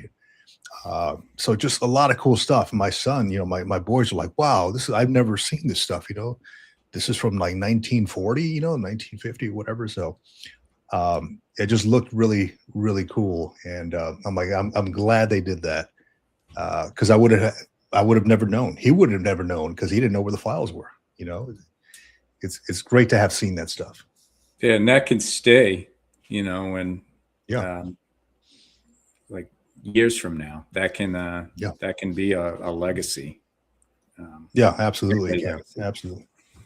Yeah, Yeah. and I mean that's a big reason why I kept all these green logbooks and stuff. I got them all in my garage, right? Like these things. I've kept all these, for my kids to flip through, wondering what I was thinking about and writing about when I was a kid or when I was younger. I still keep all my other journals to this day. Um, when I was redoing my office here, I was thinking about how I'm going to be like, what am I going to do with all this stuff? I got a bunch of journals and shit, and like, where am I going to put them all? So I found a little drawer down there. But at one point, is it too much? And at what point do I want to go digital with it? And it's not the same feeling writing on a computer, like your thoughts and ideas versus like actually sitting down and writing them on a piece of paper in a notebook. I just opened up I didn't realize you could have comments in this StreamYard, Vic. So, Oh yeah. They're all in there. but I just Navy saw Cop Navy is Cop. Yes. yeah. Definitely not my intention. Definitely not my intention. Yeah, Navy Cop, man. He's got his tissues out. Yeah, bringing back some memories. No, from someone that probably would have been the last person. If you asked me 20 years ago if I wanted to have a big retirement or any ceremony where I might speak and break down, it would have been a hard no. Just I know my own personality, but I think my opinion changed over the years, and looking back, like I said, I'm just appreciative of being able to experience that and have people I love be able to experience that. So yeah, that was I thought right around I started giving a lot of thought to my retirement right around 17 years in, maybe. So like started thinking about it 15 years in, then I was like 17 years old. I'm like very, very close to it. And I right around that time, man, I was like, the worst thing I could think about was the whole breaking down in front of everybody, right? Because that's a real thing. It was like, I know it's going to happen because I'm, when something is very emotional, you think back on it. I'm like, I'm leaving something that I knew for 2 decades. I'm like, yeah, it was fun, but also, I met a lot of great people, et cetera, et cetera. And thinking about the family, I'm like, I don't want that to happen. But I thought about that was keeping me from locking on a retirement date for the longest time, dude. Because I just kept thinking about that.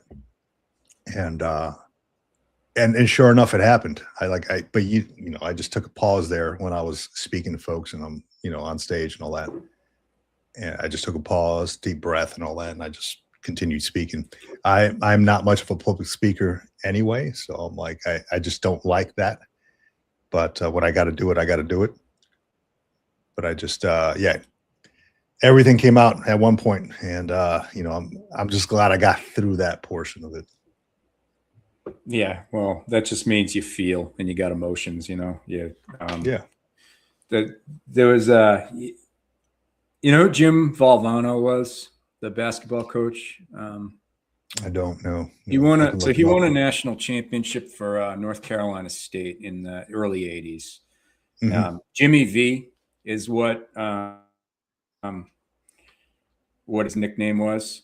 It's worth looking at his last speech. It's epic, and I believe it was the ESPYs that he spoke at, but he had his whole body at this point is riddled with cancer, and he's still got his sense of humor. He's still got his he was a really funny, charismatic leader, but he said at one point, if you're able to think, laugh, and cry in the same day, that's a heck of a day. And he was getting at you should be immersed in thought. You should be able to laugh at funny moments and be able to appreciate humor, and you should be able to let your emotions overwhelm you so much that you can let them out. You can cry, and that speech kind of resonated with me in my own retirement speech, only because all three of those emotions came out, because I certainly had a lot of humor in it. I was thinking about what I was going to say next the entire time, and like I said, I couldn't get through it straight faced. So definitely worth taking a look at Jimmy V's last speech. I got them written down here, man. I'm definitely going to take a look at that. Because that's I thought a lot about that as I was getting out, man. As I was hitting my last couple of years, I'm like, I don't want it to get all emotional, but shit, it is what it is, and I'm not very. During my entire time in the Marine Corps, I kept a very stoic face. Yeah, I was always kind of about business, about the mission. I'd have good times here and there, but at some point, somebody kind of pointed out to me that, like, yeah, you are a very stoic person. I don't know if you're having a good time or not. And I'm like, well, is the intent to have a good time right now? So kind of robotic, right? But I was always about the mission, man. And afterwards, I'm like, man, I just let it all out, dude. I mean, you got to. Let me see here real quick. Getting some freaking as I'm talking, I'm seeing shit pop up on the screen, so it's like I'm getting that whole fucking squirrel mentality, right? Gosh, hey, let me reload this thing here real quick.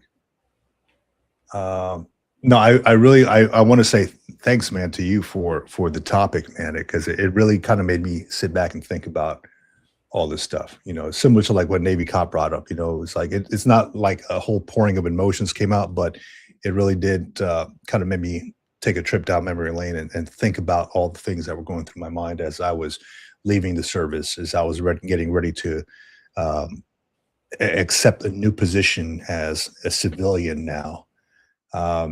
It kind of it really made me I opened up an old journal that I had wrote around that time when I was leaving the service, and to think about what I was thinking about. I have a picture that I took when I was starting my first job while on terminal leave. I was on terminal leave for 3 months, but 1 month in, I took a position as a contractor with surface warfare, and it was my first real civilian job. Outside of like working at a freaking McDonald's or a car wash when I was like 18 or whatever. So I have a picture holding it up like I'm so and so many months old. Today is my first, civilian job. And walking into that first civilian job, I was, I still had that military mentality. Just kind of like, hey, do I look good in what I'm wearing? My hair is good to go. I looked at myself in the mirror. All right, I'm ready to step off here. And, but little did I know, like, hey, this thing is going to hit me real hard, because it's a whole nother chapter. And I'm not military anymore. I don't have to be all robotic and all that stuff about it.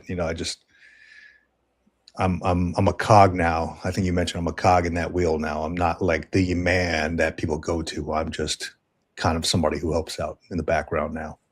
And that was hard to accept. Mm-hmm. That was. So when I wanted to be the go-to guy, I was no longer the go-to guy. It felt good though when they called me up one day and they're like, "Hey, sir, there's an error on a fit rep that you wrote. We need you to fix it. And I was like, dude, I'm retired. Like How'd you even get but my I still, number? right. But I'm like, I still had access to all that stuff like Marine Online and all that. So I'm like, I guess I can go in there and fix it, whatever, re-sign it. One last favor for fellow Marine. Yeah, that's it. One last favor. And I'm like, all right, well, it is what it is. So, hey, real quick, Georgia Joe, good to have you, man. Good afternoon. Did in the Marine Corps, do they typically do anything for those that aren't retiring, that are just done with their service contract? Yeah. Yeah. It's usually not like a big like a retirement ceremony. I mean, you don't have to get protocol involved or anything like that, or anything. But it's celebrated. Yeah, it's celebrated. We'll usually do like an award ceremony. And like me, I worked in military justice, right? And I was always in the courtroom and stuff like that. So a lot of times we either do it out in the courtyard or we do it in the courtroom, right? Which is kind of funny. But we would do the ceremony. If they get an award, like a Navy Achievement Medal or something like that, they get an award. And then we go out to eat. Sometimes we had like a big courtyard in the back, at least in my last duty station we did. And then we'd have like couple barbecue pits back there, and then we put a canopy up and all that stuff. So we'd celebrate it, right? Yeah. And that's normally I let the person go, early or whatever, or the boss will let the person go early. But yeah, it was always that brotherhood mentality, sisterhood mentality. So we didn't want them to go without nothing, right? We wanted to let them know that, hey, you got a family here, if you need us. So yeah, definitely. We did the same thing, and good. It was the same thing. Like you want to show appreciation for, because there's no expectation that anyone's gonna retire unless maybe you hit that 10-year hump, and then it's the make or break moment. So I always kind of related it to, I mean, say somebody did 4 years. Well, 4 years is an entire college education, and we celebrate the graduation. To make it through 4 years of, especially if it's a dangerous job, make it through 4 years of service. It's it's nothing to be dismissed. You know what I mean? Yeah. So yeah, and then I had a lot of friends who did lateral moves.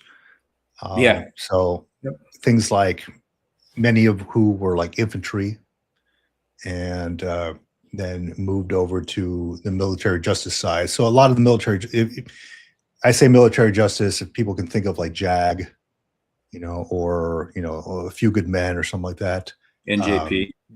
Yeah, stuff like that. Yeah, that's what it would be like, right? I was, for one, I did like a lot of investigations for like commands and stuff like that. So that was a lot of my job. So people did a lot of lat moves because you're not like going into combat and all that all the time, right? I've worked hand in hand when I deployed. We worked hand in hand with finance. I don't know if you ever seen or you've not been to Iraq or deployed or anything like that, have you? So we did this thing where I had never seen what $1 million looks like completely, like just in cash. And they had these bags and they put them on the table, and it was just $1 million in cash, right? And what they do is they'd pay out the Iraqi people. It was like the military justice folks would connect with the finance folks, and there was this whole thing, right? Because you'd have to pay out the Iraqi people for if the military accidentally killed their sheep or whatever, or bombed their house, there was a price for everything. So you'd pay these people out in the morning. There'd be a line of people outside the base with their identification, and they'd say, hey, look, you damaged my house, and then you'd pay them out for that in cash. So that was a crazy experience out there. But that was part of it, right? That was part and I forgot where I was going with this anyway, but fucking ADHD is live and well in my mind right now. But anyhow, I'll keep it at that. I forgot where I was going with that, man. It's all over the place right now. Let me see. Let me see real quick the comments. This is a good thought. I have a couple of years, but I do not want a ceremony. I need to think of something to do on my last day that I can only do in uniform. Do some push-ups. No, I don't know. It's I need to think of something to do on my last day that I can only do in uniform.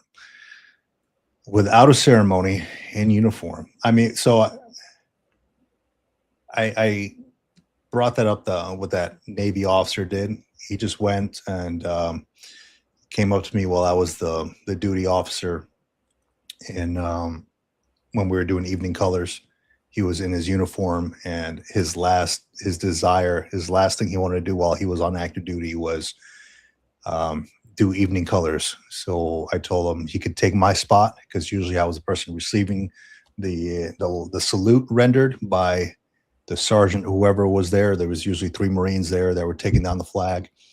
And I told him he could take my spot and he could be the saluting officer there, and he could go on about his way. So that was the last thing he wanted to do while he was in uniform. That's an idea if you don't want a ceremony or anything like that. See, villain, super villain. I've not seen this guy here before. Welcome to the live stream. Good morning, all. Active duty Coast Guard going through med board process. Holy crap, man! That's a hell of a process, man. How's everything going for you? I wonder. Do you know? Well, Rob, do you know much about the med board process in the Coast Guard? No, I've seen people go through it, but yeah. Not firsthand. No, I've heard it can be lengthy. I've heard it's, some situations are quicker than others. It's probably the same for all branches, but I don't have any firsthand experience with it. Yeah, there is that video I shared yesterday on the day before yesterday, one of those two, the 6 huge veteran bills. Yeah, that was a great video. Great video. Yeah, thank you, man. And I don't know what sparked that one. It was just like, I track these things on Congress.gov anyway, and I'm like, if I'm tracking this stuff, I wonder if other people out there want to track this stuff too. So with that one, I think it is, I forgot what bill it was, but it was the concurrent payment. Yeah. I got them written down here. Forward Act, Major Richard Starr Act. Yeah, 2102. Yeah, 2102. And then additionally, there's Senate Bill 1032. That's also part of at the Senate side. That's the Major Richard Starr Act as well. But with that one, they talk about how folks who are medically retired don't get the same payments. Like if you have regular retirement, and you're 50% and above and VA disability, you get both payments, right? Yeah. What it looks like is if you are medically retired from the military and you don't get that payment, you just get whatever, like the VA disability payment, so or vice versa, right? You get your medically retired payment, but not, is it the VA disability payment? So they offset each other. You don't get both of them, essentially. So they're not concurrent, which is terrible, because you would think, I never knew that existed until I actually started looking it up and came across this Major Starr Act, and people were asking about concurrent payments. And I'm like, what are you talking about? You guys don't get concurrent payments? And then, yeah, that was eye-opening for me too, Vic. I think I was just kind of stupid about the process, if you will. I'm sort of learning the processes as I go anyway, and I have been for the past about a half of a year. But yeah, that one, I had to kind of delve into 2102 just uh,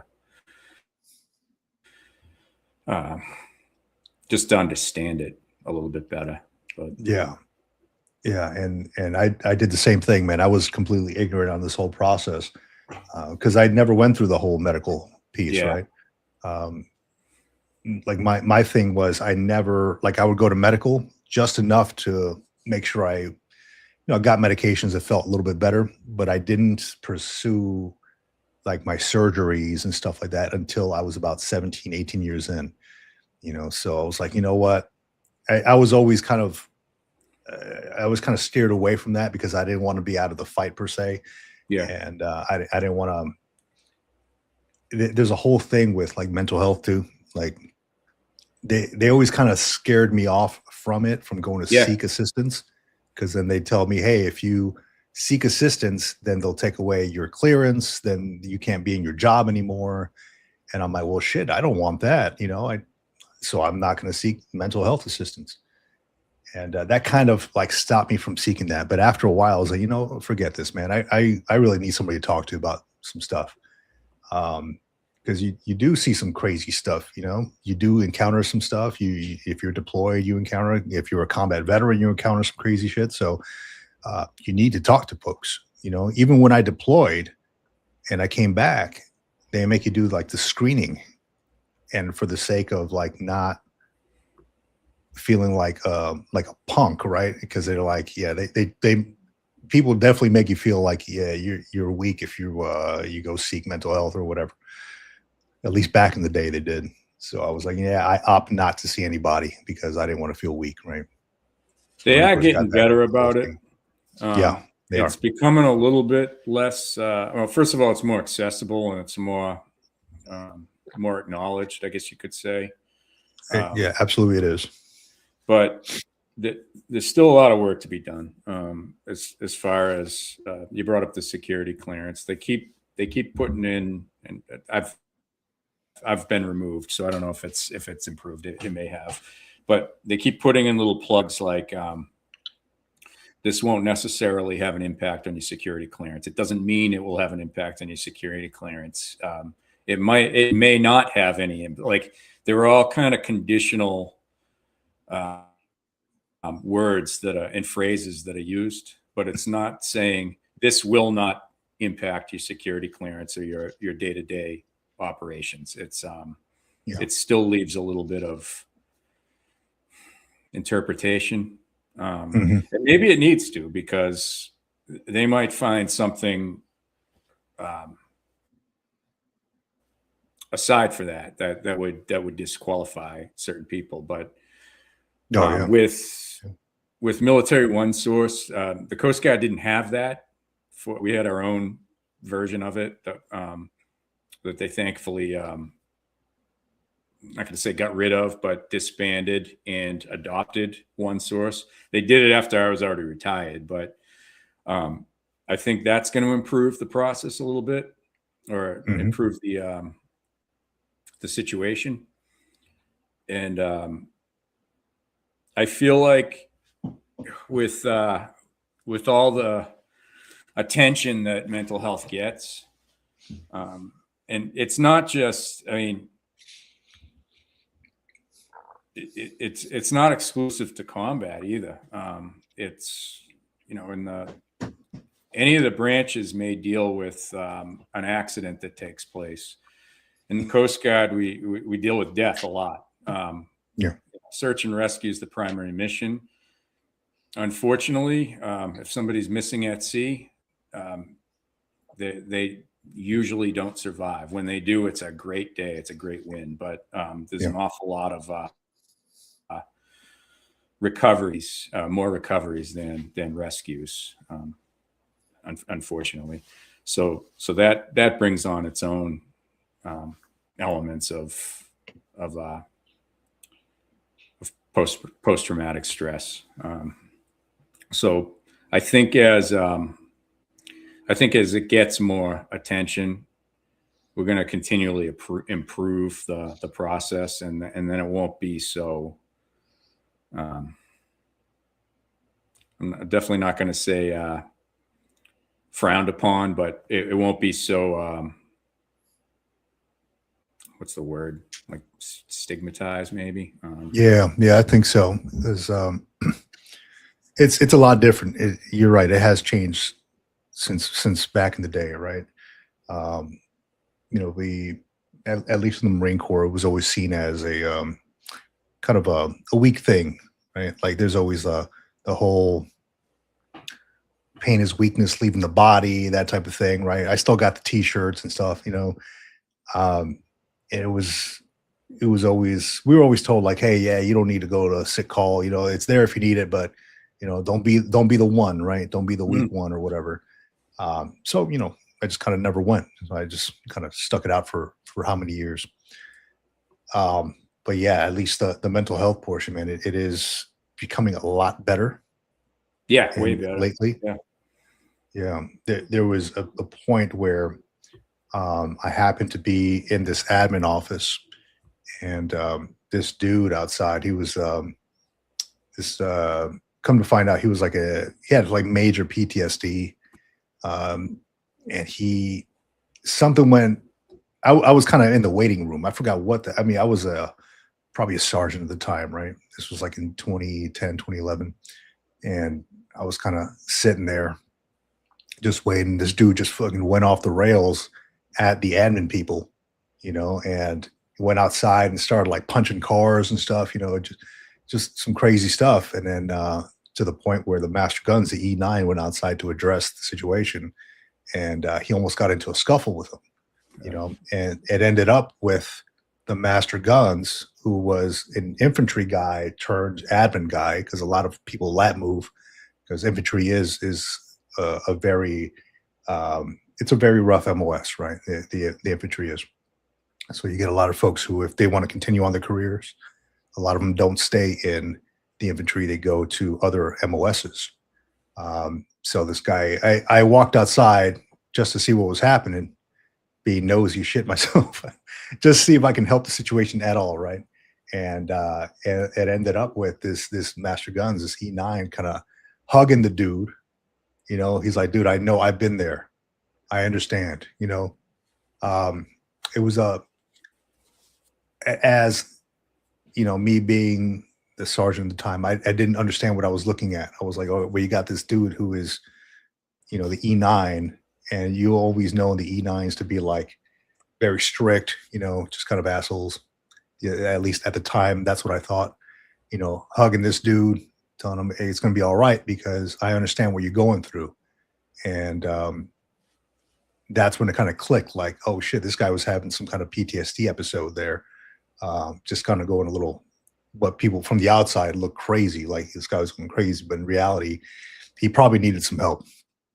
He really did. So, and Oh yeah. I didn't talk to anybody about it at the time, but I was like, wow, this is, that I recall this happened, and now I understand why it happened. But back then, it wasn't clicking. Yeah, and everybody gets PTSD. I wish they'd really foot stomp that. Every single person will get it. If you watch somebody get hit by a car, you're going to be Mm, forever looking both ways numerous times. If yeah, you witness anything, I mean, the human mind um, can't bottle up every single bad instance that happens. Eventually, something's going to be so bad that you can't process it, unless of course you're like some psychopath. So and even then, uh, um, so yeah, I wish they would. Like I said, it's getting so much better than it used to be. But it is. It is. So there's a there's a thing that I went through with my therapist. Now, I want to preface this with anybody else watching here. I'm not a therapist myself, or like a mental health counselor or anything like that. This is just, we're just talking about stuff that worked for us and our experiences, right? Um, but what they did, I think it's called EMDR or ERMD. Let me look it up here. ERMD. Um, eye movement desensitization and reprocessing. What the hell? Desensitization and reprocessing. EMDR. It's a therapy for trauma, right? So potentially what it is if you have a bad memory that always is recurring in your mind. And this was for like PTSD or anxiety or stuff like that. This was introduced to me by mental health therapists that I saw. Essentially, what she had me do was sit there on the couch, close my eyes, and she had these two little clickers in my hands, right, left and right, left and right, left and right.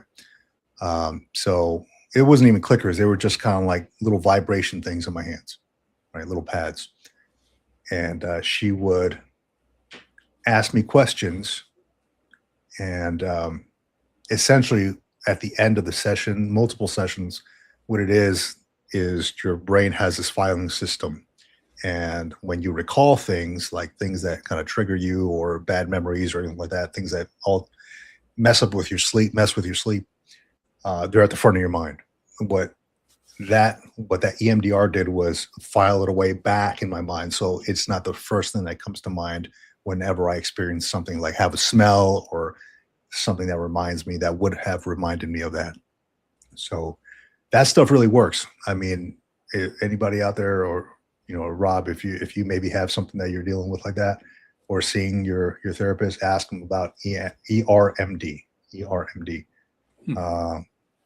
I'm sorry, EMDR. There you go, EMDR. Eye movement desensitization reprocessing. I've had two different ones: the ones with the clickers and or the little vibration things, and the ones with where the doctor was like putting their hand in front of my face, going like that, and I just, as they're asking me stuff, I would go back and forth and just follow their fingers. So it freaking works, man. Yeah, man. I don't know what about it. Something with the mind and the eye. I don't know, but stuff works. Good stuff. Let's see. Yeah. Let's see. Super villain. Just going back real quick. It's stressful, to be honest. Just a lot of waiting. Medically retired. Only gets the higher of 2. Yeah. I'm hoping that they actually do something with that Major Registrar Act, because again, I was just very ignorant on how people with medical retirements get paid, and I thought they got both of them, and come to find out they don't. So it's kind of messy. You and me both. Because I mean, they're being pushed out, and because of their issues, because of things that they had incurred while in service, you would think that they would get both payments.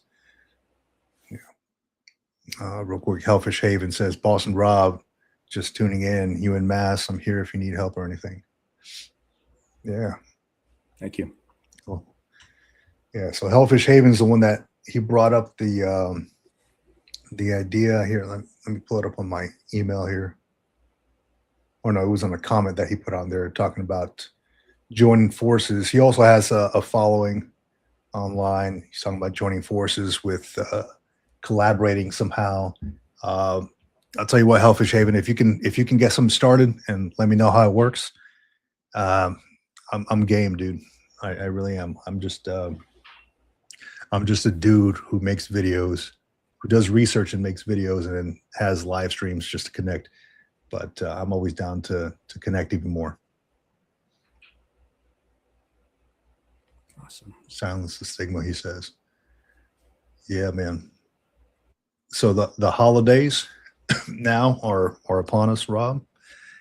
And yeah, it could be a tough time for a lot of folks. It's a great time for folks, right? It's like Christmas time is my favorite time of the year, dude. It really is, because I think about like family coming together. I got all my Christmas decorations outside, and I recently joined up with a group at the VA. I think I mentioned it to you before. They play the flute, and they gifted me a flute, right? Like Native American flutes, right? I have it right next to my desk because I was looking up YouTube videos on this stuff. So this flute here, and it's very cool. And I sat down with the group there, and I guess they start off the group by talking about how their week went. And then one older gentleman, I'm the youngest one there, right? And there was everybody else there was like Vietnam veterans stuff. They got their hats on and all that.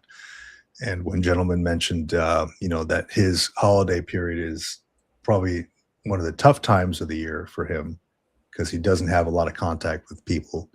And he's like, this is what I do. I come to these groups. I come to the VA for, as an outlet, to connect with folks. And I thought, that's rough if you don't really have anybody. So just want to acknowledge that, folks out there who maybe don't have a place to go or people to connect with, you're more than welcome to jump on these live streams as well. And it's not the same as being like in person. It will never take the place of that, like sharing coffee or something like that. But at least, it's a little something to kind of get you through. So totally thankful for folks who show up here. Yeah, I was going through my whole health. I like patient packet. Yeah, yep. And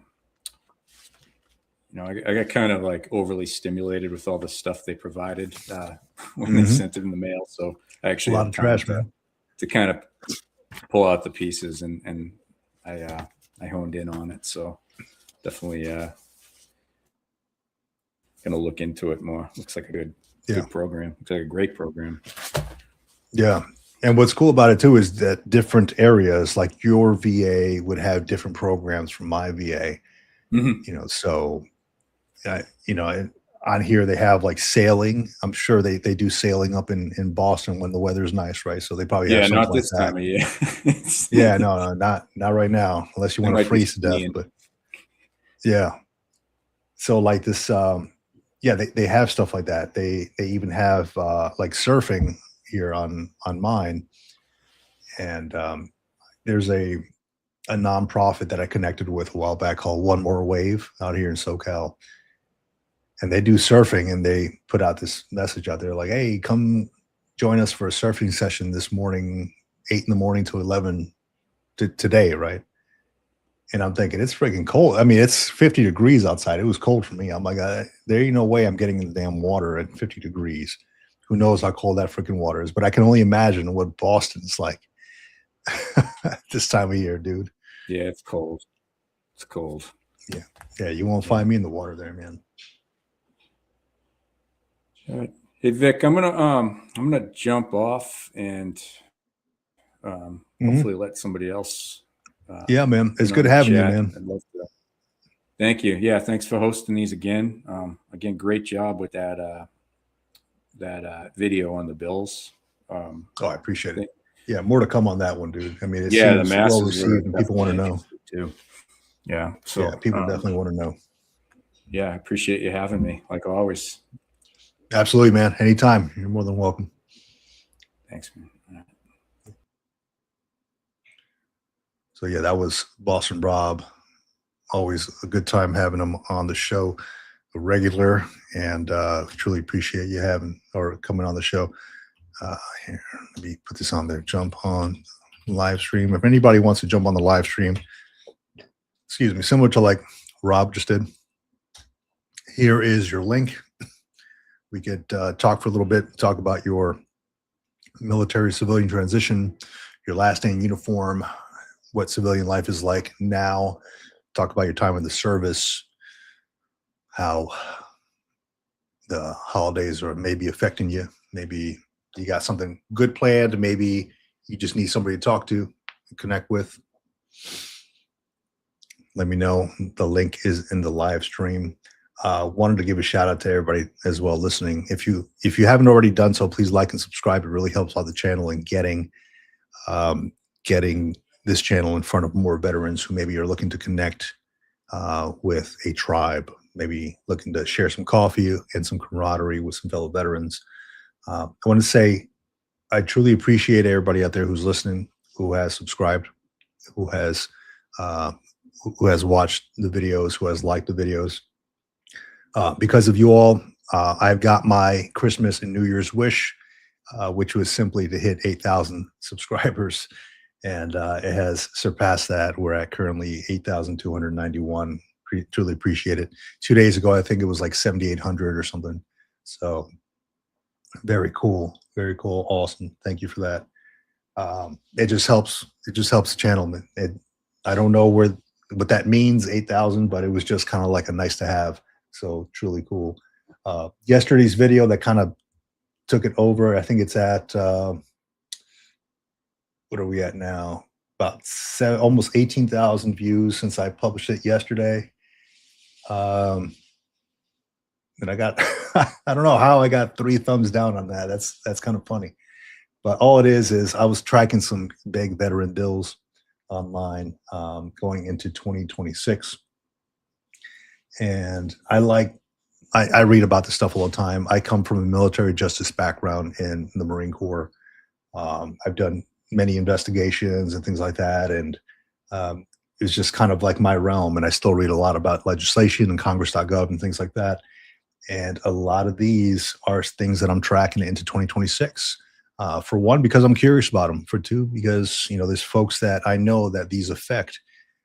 Folks like we got Supervillain up here who is going through a med board himself. He says it's stressful and just a lot of waiting. Well, now I'm tracking the Major Registrar Act at the House and the Senate. I'm tracking the Sherry Briley and Eric Edmondson Veterans Benefits Expansion Act, which is House Bill 6047. I'm tracking the Saving Our Veterans Lives Act of 2025, which is Senate Bill 926, which will provide veterans lock boxes for, to just to kind of keep them safe in times of, where maybe they're having, some kind of an episode or things aren't going too well. There's the Guard VA Benefits Act, which is the House Bill 1732, which has to do with claim sharks. It would essentially, I guess, outlaw claim sharks without reading the bill directly. And then Veterans Readiness and Employment Integrity Act, that's House Bill 3579, which puts a lot more on the VRNE, the Veterans Readiness and Employment Program, for folks who are looking to use that. I know it takes a long time to get counselors or get a hold of your counselors on there, but they want to track these timelines, right? How long it takes to get a counselor, how long it takes to get a response, things like that. So it could work both ways, but that's what I'm tracking because I am currently using VRNE to get my master's program going. Another one is the Forward Act, which I'm tracking very, very closely. That one, that's House Bill 4996. That one would allow military retirees like myself or folks with 100% VA disability to continue to contribute towards their thrift savings plan, the TSP. I love the TSP. I learned a lot about it while I was in service. I started maxing it out while I was in service. And once you leave the service, it stops. You can't continue contributing to it. And the only way to really do that is if you go the federal side to a federal job, and then you can contribute to it on the federal side through a civilian plan. Or once this House bill gets passed, you can contribute to it through your VA disability, 100% VA disability, or your military retirement pay. So these are big bills I'm tracking right now. If you want to go see the whole video here, I'll actually give you the link to it.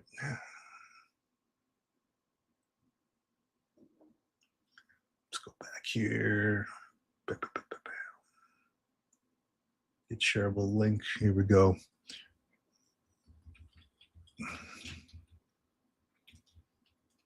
Link to the latest video about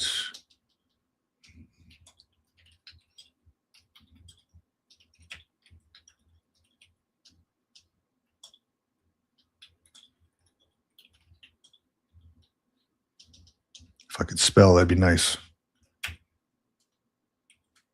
There we go. This is the link to the latest video that I'm tracking, and you should too. There's 6 bills that I'm tracking on Congress.gov. It's gotten a lot of traction, to be honest. It's right under 18,000 views since I put it up yesterday. Ton of comments on here. I'm trying to go through them and read them all, but I'm only one person. I might have to hire somebody out to respond to all the comments. I don't know.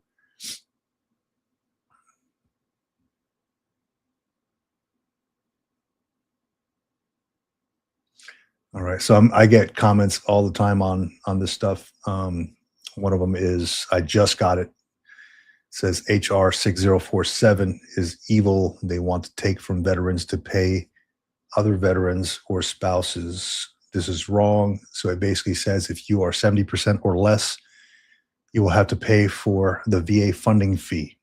This money will then go to other veterans and spouses. The funding for this bill should not be funded by other veterans who earned this benefit. Yeah, so I agree with that. Okay, not that HR 6047 is evil per se, but that the fact that the government just needs to find another way to fund this thing. So the idea here is with HR 6047 that if you are 70% or less VA disabled, if you have that rating, that if you purchase another property, a subsequent property aside from what you've already purchased, using your VA home loan, then you would pay the funding fee. Normally, you wouldn't pay the funding fee, right? And the funding fee could be a lot depending on how much your house is, right? 11,000, 17,000, whatever. I don't know what funding fees go for these days, but that's the issue, is that they just need to find another way to fund this stuff, because we shouldn't have to be charging folks who already have that benefit to pay for other folks. I agree with paying, these amounts to these folks who have earned them, but we shouldn't have to charge people who are 70% or less to pay for their VA funding fees. These are benefits that they have earned, the VA home loan. So curious about your thoughts out there. What do you think about HR 6047, which is, let me get you the correct name on it, 6047, which is the Sherry Briley and Eric Edmondson Veterans Expansion Act, a bill introduced to significantly increase monthly benefits for catastrophically disabled veterans and military families receiving dependency and indemnity compensation. So I'm all for getting these folks the monthly benefit that they have earned, right? But not so much at the cost of charging folks who are 70% or less VA disabled to pay for the funding fee. Maybe that's, they're buying another house for themselves and their family. That's rough. That's really rough. Boston Rob says, I'm wondering how the 70% threshold was thought up. Seems like an arbitrary rating percentage. It is weird, right? You would think that they'd pick like another amount, like maybe 50% or below or something, but I do wonder how it was thought up. Maybe, and I'm just throwing stuff out there, just speculating, but maybe there's a peak between 0 to 70. There's a larger amount between 50 to 70, maybe. I'm not sure. Actually, that'd be something good to look up.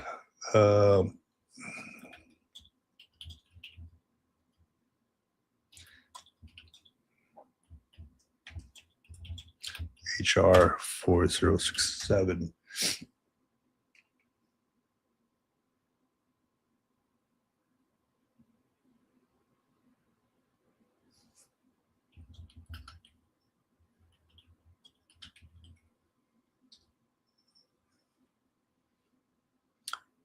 Yeah, Holly for Bill says probably based on the money they needed and 70% made it. Yeah, quite possibly. I'm looking it up. There's nothing really specific on it. I mean, I'd probably have to scour the bill to figure it out. Um, I'm reading it right now.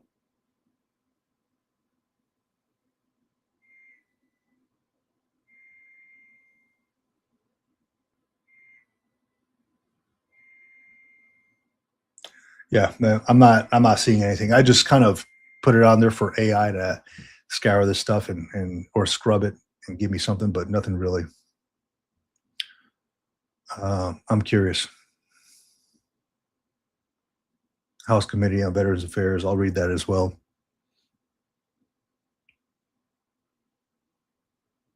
Yeah, and that was one part of the funding fee of using this is not having to pay the funding fee, right? I mean, veterans have earned that. I don't know why you would charge somebody for it, but there's a lot of changes coming down the pike on with the VA stuff. A lot of changes, and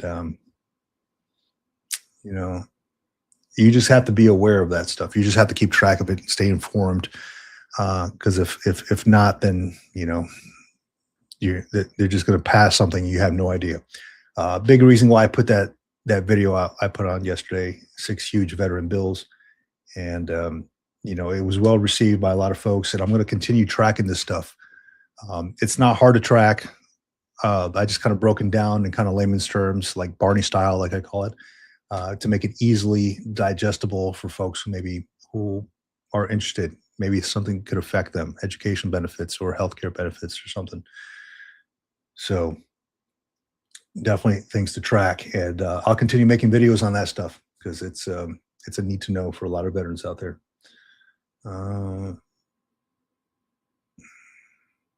Got some more comments on here. Major Richard Starr Act and Sherry Briley are my top two, but don't take one from one group of disabled vets to give to another. That's actually insane. How about cut back on our foreign aid and give back more here at home? That's I've been getting a lot of comments on that as well. Like, hey, why are we taking from one veteran group to another, from one vet group and giving to another? Where, yeah, there's the foreign aid discussion. There's, the tariff stuff. There, I mean, there's a lot of money, but a lot of it is allocated to different things. Where can we get that money from?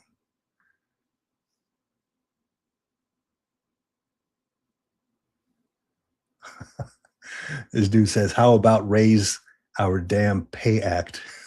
How about that, man? That'd be nice. How about not paying us to when we were first exposed to Agent Orange, not to when we filed a bunch of useless VA paperwork?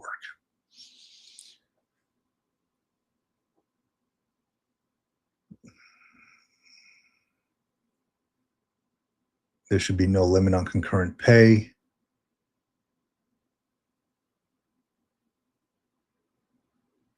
The Richard Starr Act, once you get 100% and can't work, you're screwed making that income. How about us that stood the watch for 20 years or more? We get totally screwed if our VA rating is below 50%. I am retired 20 years and 40%. I do not get disability pay at all. I have $859.16 removed from my retirement pay and given back to me as my disability pay. That is totally effed up. That have been, I'm not saying that. That have been taken advantage of my retirement pay since I had retired back in 1998.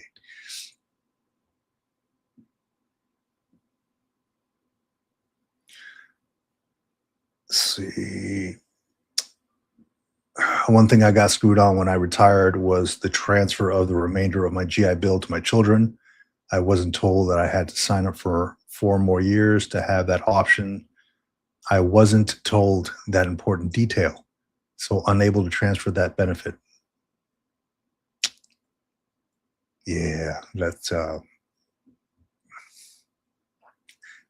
so when somebody tells me that they're going to leave the service, whether it's retirement or just after 4 years or several enlistments, that's one of the big things I let them know is, hey, go on there and make sure that your GI Bill stuff is squared away, because you want to make sure that your family gets what they deserve, right? As far as education benefits, the if you happen to live in a state where you get education benefits like paid for, like I live in California, and here they have programs like CalVet, where if you have a certain percentage, your kids can go to school for free, completely free, to any state school. So there's programs like that. I know other states have similar programs like that as well. So definitely check the state stuff as aside from the transfer of the GI Bill if you didn't make that.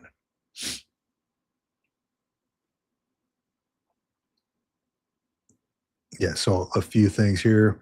Boston Rob, second act. Did you just change your name, dude? Consider filing for an increase. Harley for Bill says 40% disabled retired veteran needs to talk to an accredited VSO and review medical records for secondary conditions. Definitely missing out. I agree. I agree.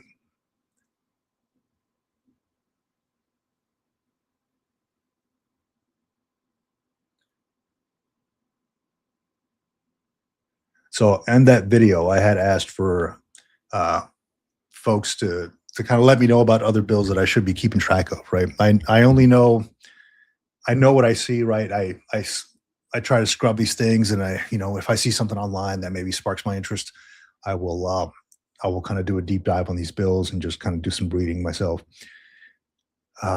So I did ask for folks out there, like, hey, if you know of any bills that I should be keeping track of, please let me know. Um, I ain't the smartest dude, but I do like to read. I do like to be involved, right? So this gentleman here has a comment. There are two very important bills that should be tracked: HR 690 and HR 2055. The Caring for Survivors Act of 2025. Uh, both HR 680 and 2055 propose the same two main changes to the VA's dependency and indemnity compensation program. Increased monthly rate. The bills would increase the monthly DIC benefit for surviving spouses.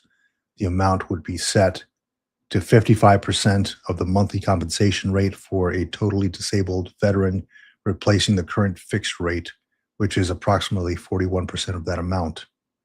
The modified eligibility requirement: the continuous period a veteran must have been rated as totally disabled due to a service connected condition before death in order for their survivor to qualify for DIC benefits would be reduced from 10 years to 5 years. Let me write these down here really quick. HR 690, HR 2055. And the cool thing about the congress.gov is you can actually tap into this stuff, and once you create an account and all that, it'll track you, it'll ping you whenever there's an update. So that's cool. See what other comments we got on here.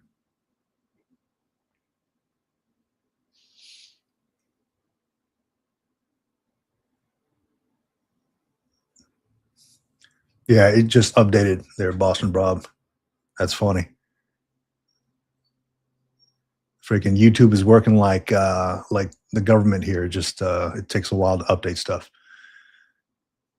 North Light Therapy. Hey, welcome to the Green Logbook. I have not seen your name around before, but you are more than welcome to come by and share. I was 90% for a while and had 50% CRSC. I was increased to 100% a few years ago. Would that increase possibly increase CRSC? Let me read your thing one more time.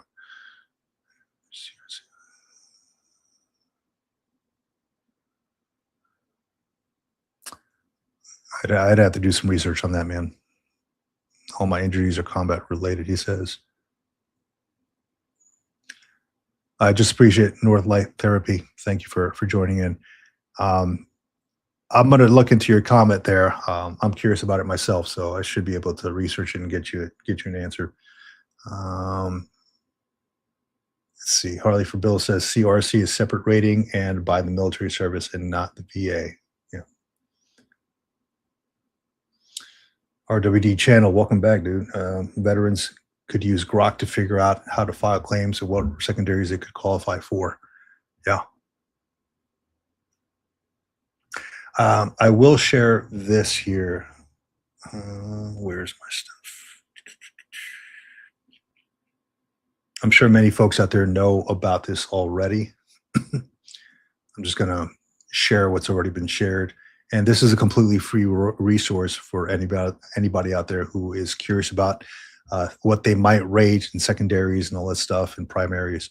But if you go to veteransbenefitskb.com, KB stands for knowledge base.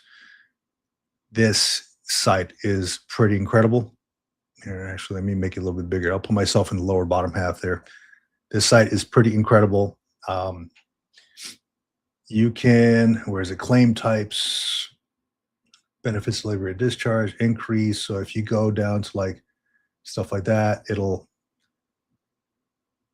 give you basically it'll give you information, knowledge, right? That's what it's called, knowledge base. It'll give you information on how to do your secondaries, supplemental claims, deferred claims, all that stuff. It has a ton of information on here, completely free.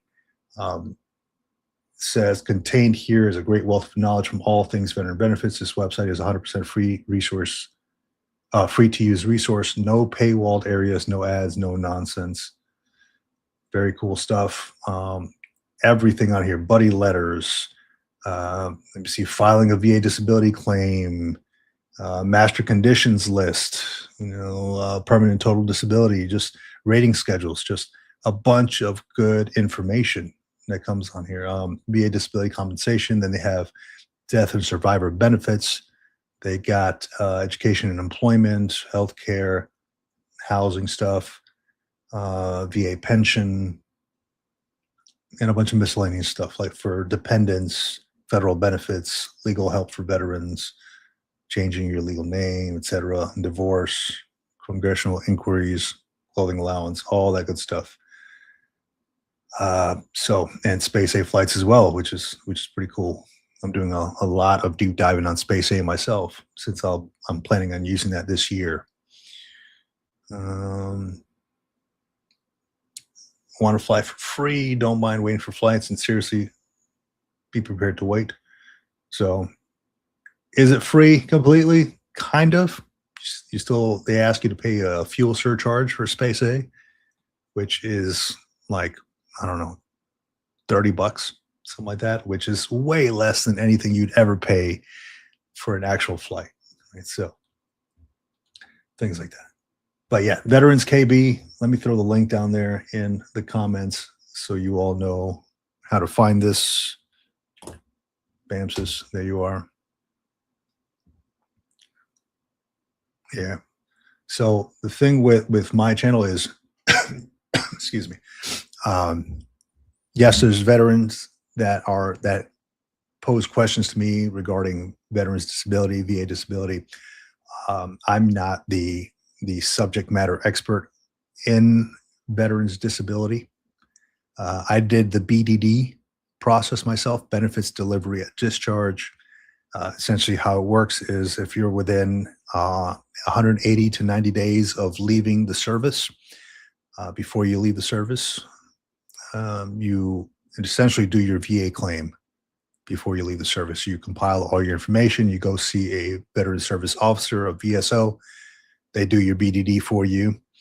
And I received my VA disability rating 11 days after my end of active service. That means like after terminal leave and all that stuff.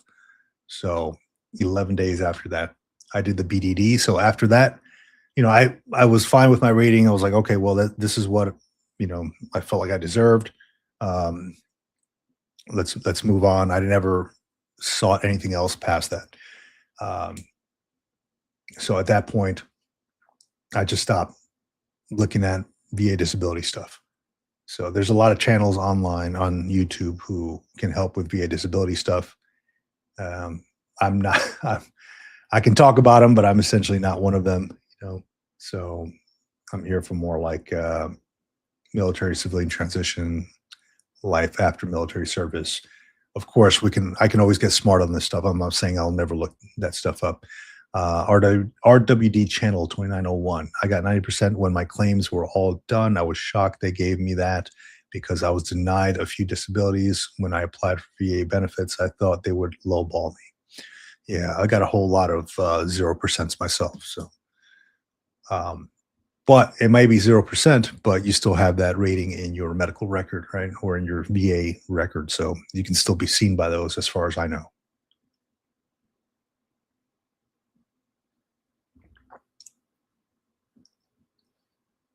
Good stuff.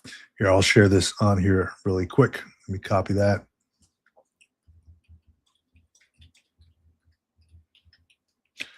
Anybody out there who wants to jump on the live stream, have a little bit of talk over some coffee. Well, I finished my second cup of coffee, so now I'm transitioning over to the water. But if anybody has, or anybody wants to jump on the live stream, talk a little bit about what they got going on. The topic of today was brought up by Boston Rob. Many thanks to Boston Rob. It's your last day in military uniform, and then civilian life now. What's that looking like for you? Let me know. Jump on the live stream if you want. Here is the link. With that, give me 1 second and I will be right back. You can only go so long drinking all this coffee and water and sit still. So give me a minute, y'all.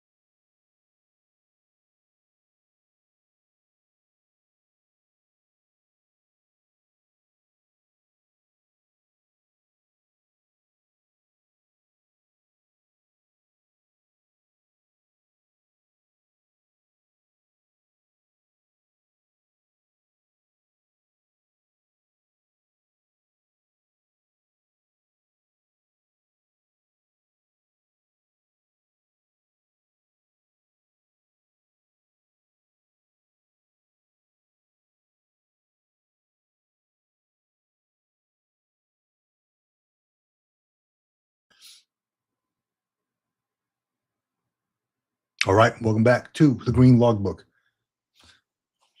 Getting out of here. Talking about last day uniform, civilian life now, talking about all good stuff regarding these 6 bills that I put out Congress from Congress.gov that I'm tracking right now. The video is nearing about 18,000 views in the last day, meaning shit, I did something right, I suppose, right?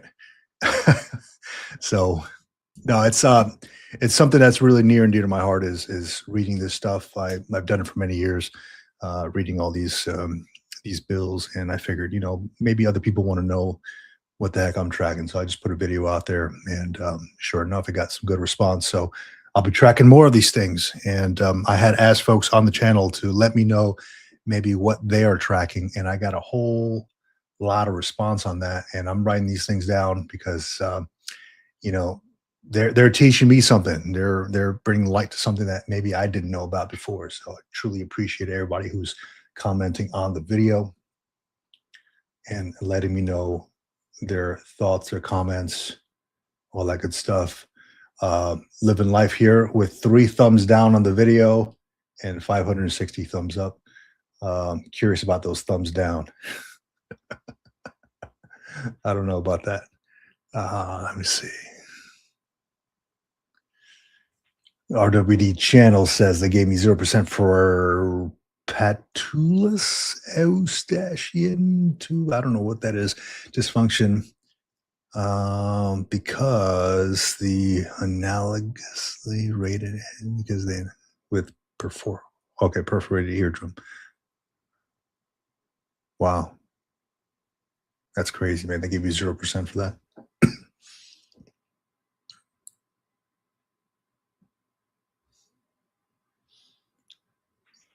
Navy Cop says working on rebuilding the layout of Buddy Check Project, forever adapting and updating. Yeah, Buddy Check Project. So Navy Cop runs this site. Actually, I'm gonna give you a shout out here real quick, Navy Cop. Let's see. Buddy Check Project.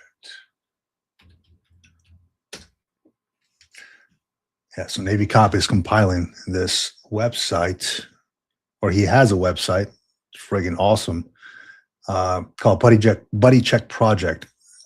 He's putting a lot of resources on there for folks who maybe don't know where to turn, right? Similar to like that veterans knowledge base. We now have the Buddy Check Project here. You know, if you need help, crisis, click here. He's going to have featured nonprofits, Ruck to Rise, you know, featured veteran organization, you know, a lot of good stuff on here, community support, training programs, etc., nonprofit groups, associations, let me see, media and content. Let's go to media here, or let's go to podcasts. He's got a bunch of veteran podcasts on here, Dangerous Intellectuals, blah, blah, Hellfish Haven, who we know of. Yeah. Awesome. Awesome. Of course, Military Retirement Podcast. Thank you very much for that. Awesome. Sean Ryan Show. We know who that is. Bam. Look at this dude. The Green Logbook. Awesome. Vanguard Wall, Phoenix Cast. So Civ Dev, we all know this dude. So yeah, a lot of great stuff on this channel. Thank you for creating it. Navy Cop, truly appreciate it, man. It's got documents. It's got a whole lot of stuff.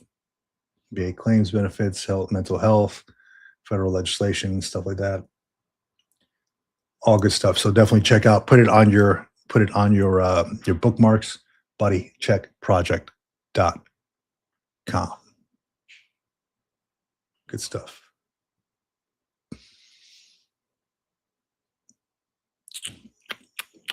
So,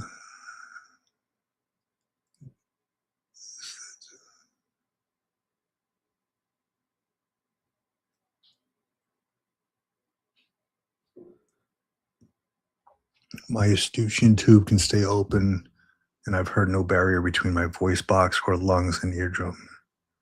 I'll hear my voice like I'm underwater talking. Holy crap, man. That's I know what you're talking about. I know that feeling. But damn, that's how do they even fix that? How do they fix that?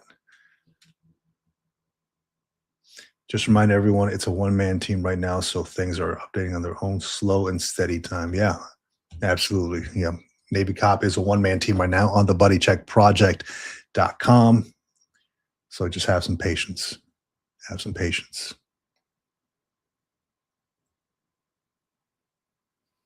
Boston Rob, yes, excellent stuff. Podcasts are an especially nice touch. They are. Yeah, podcasts are awesome. I like listening to them when I go on the treadmill, go outside for a walk, stuff like that. So truly appreciate folks out there making these podcasts. Awesome stuff. See, going back to these comments here really quick. Hey, Hellfish Haven, if you're still on here, man, I would love to. I saw your comment about doing a virtual collaborative. Let's talk about it. Hit me up. You got my email. At least I think you do. Let me know if you don't. Somebody had mentioned on here on the comments, we really need a strong peacetime veterans organization to help advocate for us who served but weren't deployed. What does that look like? Is there not one already? I think he's talking about like something like the VFW, but for peacetime folks.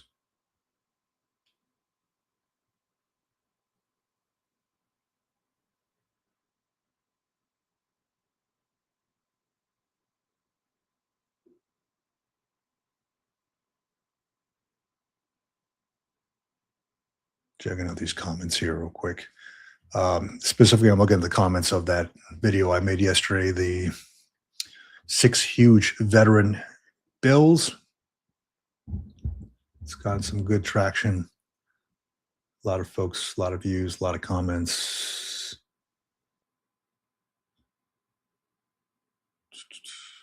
Purple Heart.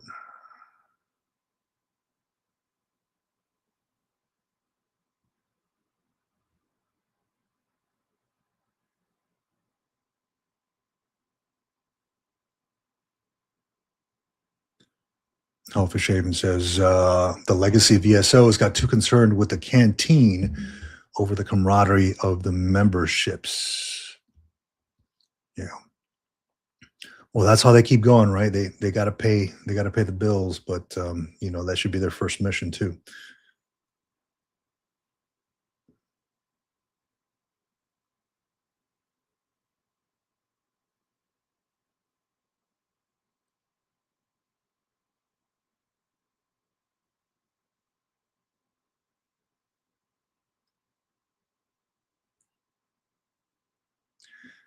Some some of the comments that I receive, there's I don't know what the hell these people are talking about sometimes. Like I don't I they're just putting commentary on there about the bills without explaining what they're talking about. Somebody had mentioned that if you're under 55, your compensations will be eliminated.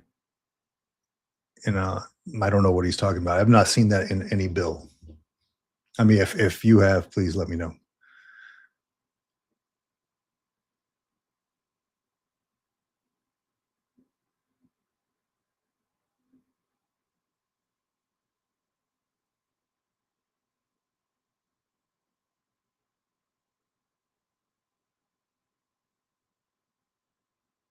I got the 2 bills here that they mentioned. Yeah, I got you. HR 690 and HR 2055 that I'm going to be tracking now. I'll put that on my list and check it out.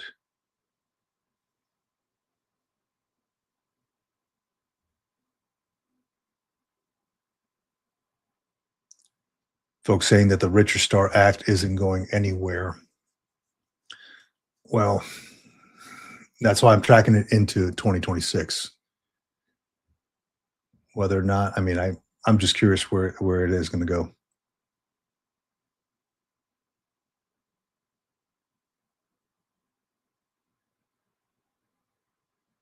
Let's see what we got here.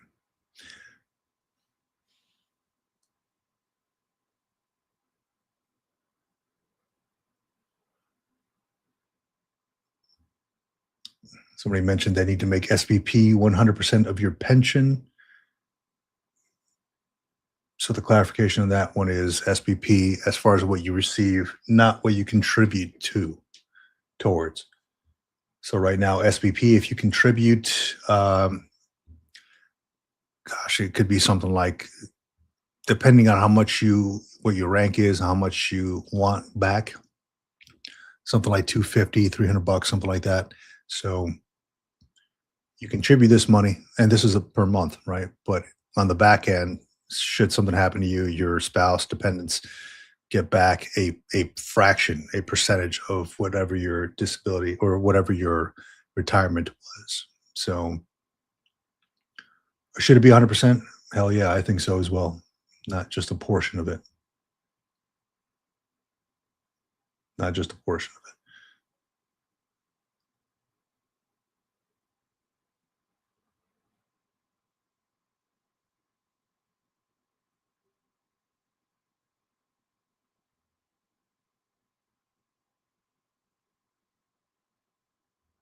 Damn, am I getting more comments on this? Yeah, so definitely check it out. I mean, really good bill. If there's any of the bills that anybody in the comments things that I should be tracking as far as like congressional bills or things that are like veteran related, um, please let me know. I'm big into tracking this stuff. My Congress.gov has a little tracker on there once you sign in. So far I got HR 690 and HR 2055 that I should be tracking. So aside from that, it is whatever I'm tracking on the video. And many thanks to all the folks who are liking and subscribing to the channel. Yesterday's video kind of took us over the top. Another 300 or so subscribers from what, 2 days ago. So truly appreciate that. If you haven't already, if you're just joining for the first time, please consider liking and subscribing to the channel. It really helps getting this channel in front of other veterans who maybe are looking to get some camaraderie, maybe share some coffee or some stories with other veterans. That's what this channel is here for. I mean, I'm not a therapist. I want to disclose all this information right up front. I'm not a therapist. I'm not a financial advisor. I'm not a licensed, mental health counselor or anything like that. I'm just a dude, a Marine Corps retiree, who worked in contracting, who worked in the federal government for a bit after retiring from the military. And I enjoy connecting with other folks and talking about ideas and plans and strategies, execution, things like that, and just good talk over some coffee or whatever. So that's what I'm here for.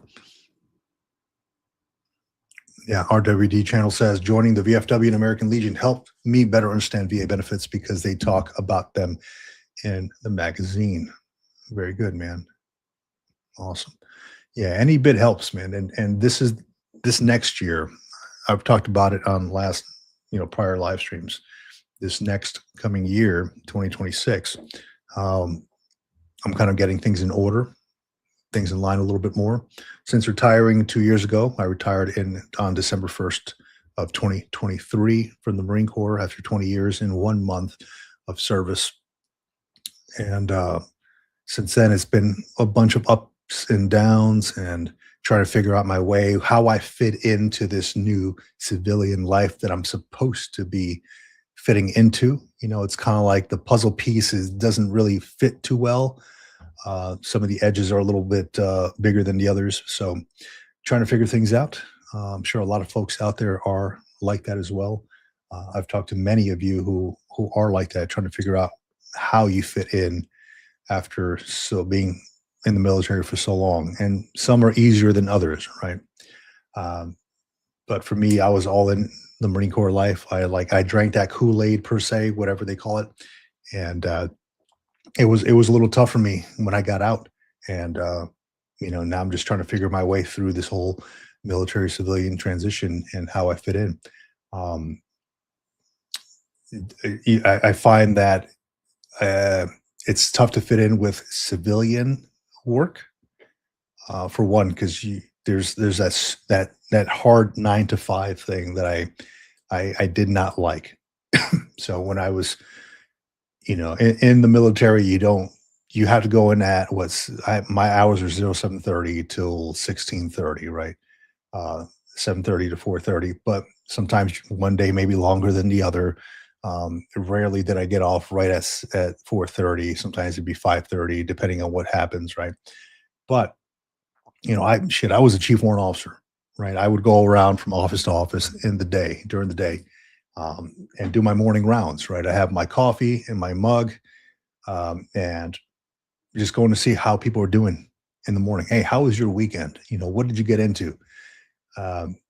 Anywhere from the PFC all the way up to the lieutenant colonel I worked with. And it was great, and then I'd get into work and then do my work stuff, get up and then, just kind of keep that going through the day. And when I got into civilian life, civilian work, it was tough. Like, hey, you only get, what is it, like 30-minute break. And, other than that, you need to be working or doing something. I'm like, okay, well, I got you. That was hard. That was hard to get to wrap my mind around, because I was so used to just doing my rounds and then doing the work, right? And then part of the work is the networks that you build, right? Hey, I have to go and get something done, so I'm going to go to the source and press the flesh per se, shake some hands with these folks to make sure that we're on the same page. What can I do for you? What can you do for me? And we can network that way. Um, I could, I, it's hard to conform to the whole 9 to 5 thing. And after a while, I left my job after the military, left my job as a surface warfare um, operations and training advisor, which was awesome job. I got to learn a lot from the Navy side. Didn't know how technical the Navy side was compared to what I was doing in the Marine Corps, but opened my eyes to a whole new world. I got a whole new set of skills and training and stuff like that. And then went into the federal workforce, which was an animal all to itself. But I went in right as they were doing the whole Doge thing, so it didn't last too long there. But yeah, it is even there in the federal workforce. I think it's a lot tougher when it comes to going from the military to the civilian side because of really. I guess it depends on your supervision, right? Your supervisors and all that stuff. I was a supervisory um, employee, so a GS-13. So I it all depends on your supervisor, I guess, on how strict they are with you. But the supervision I was under was fairly strict as far as taking your breaks and all that stuff. So that kind of didn't sit well with me. Um, so it is hard to conform to new standards once you leave the service, and I can definitely see that from the outside now. Mo Perspective, hey, welcome to Green Logbook. Welcome back. You're always welcome here. Thank you for joining in. That's the part of leadership people need to understand. Absolutely. Absolutely. RWD channel, the route to finding yourself can be multiple paths, such as hobbies, the way you treat yourself and others, your work, you're pursuing your passions. It's not one thing that defines your purpose. Absolutely. Absolutely, man. I like that. Holding on is easy, letting go is the hard part. It is. It really is. And I've already come to terms with that. Like, hey, look, I've retired. I've already left the service. I can forever call myself a Marine, but I'm not active duty anymore. I have many friends who are still active duty. I talk to every so often, but I've come to terms on that. That's fine. It really hit me hard on when I first got up. What is tough is trying to find maybe civilian work or civilian job that you feel good with, that it's not just a grind all the time for a mission outside of what you want to get done. So that's the tough part, I think. I was just having a conversation with somebody this week about it, like how tough it would be.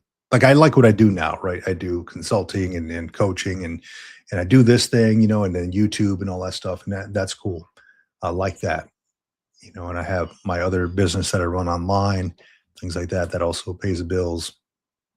Aside from that, the VA disability and then the retirement pay also helps as well. But several multiple incomes that come in. And I was having a conversation. I'm like, look, this 9 to 5 thing, I don't know I don't know if I'm a right fit for that anymore. I don't know if I'm a right fit for that. Uh, because I'm so used to just kind of like focusing on a mission aside from somebody else's mission. Like my mission to my unit was to make the to ensure that whatever we're doing, our mission just keeps going, that the gears keep running. Right. I was that chief warrant officer. I was the guy that kind of held like the glue that attempted to hold everything together. And I was good at that. Now, now I'm thinking, can I go back to a 9 to 5? Do I want to be a part of that anymore? Do I want to start something on my own and have, just work towards that mission because it feels more fulfilling then. Mo Perspective says, my phone stopped ringing and text stopped the day after I retired. That was extremely hard not being needed. Yes, absolutely. For one, it's like a weight lifted off your shoulder. I don't have to deal with these knuckleheads all the time anymore. The next part of it is nobody really needs me anymore. I think you hit it right there. That's hard. That's a hard thing to deal with. It is, especially when like you are the go-to person, right?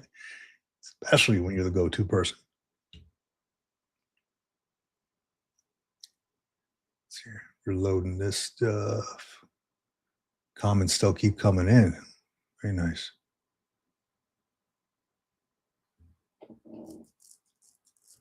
Yeah, RWD channel says it's going to hit you hard because that was your life for 20 years. You're now in the next phase of your life and you've got autonomy. Absolutely. The trouble with that is, the thing with that is, RWD channel, you bring something up, you bring a good point is what do you do with that? Right? What is the next step? So I find that if you do nothing after you leave the service, do it for 20 years, do it for 4 years, whatever. If that is your life and your entire life, what you do next will either make you or break you, I think. If I stayed, if I was like Willy Wonka, Charlie's grandfather, staying in bed all day, not doing a damn thing, I would be the depression, anxiety would be out of this world, dude. If I stayed in these four walls, though I like these four walls, right? Because I made it my own.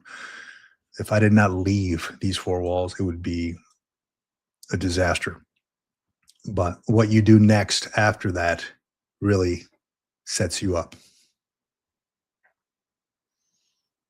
And that a big part of that is connecting with other folks. It doesn't necessarily need to be veterans, just maybe you got a job and you're like, hey, let's go out for a drink after or whatever.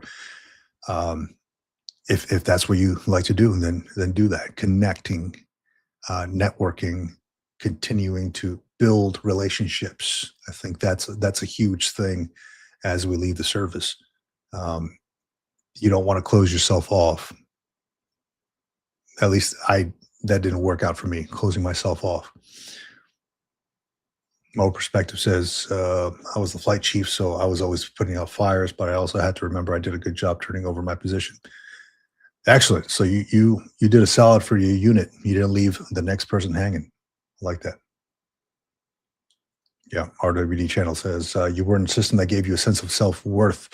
Your sense of self-worth is now created by what you choose. That is determined by your passions. That requires lots of research and courage. I like that conversation. I like that. Curious folks out there who maybe left the service, what are you doing now that gives you that feeling of self-worth?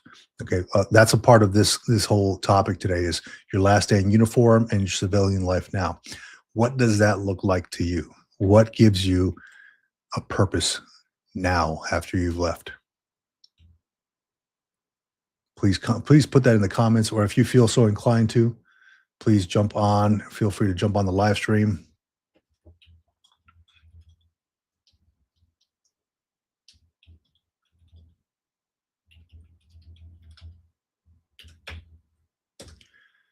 Just hit about 3 hours on here. Probably won't be on too much longer, but curious because I do like this topic. I do like what you all are bringing up. And let's see.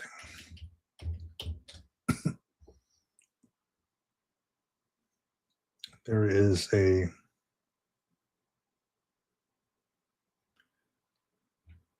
if I can bring it up here. Come on now.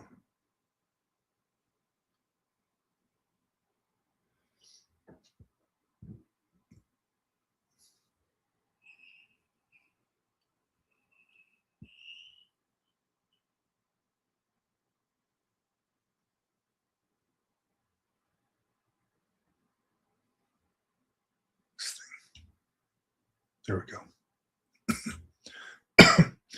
So whenever I think about, what I wanted to do after I left the military, I think back to this lesson I learned.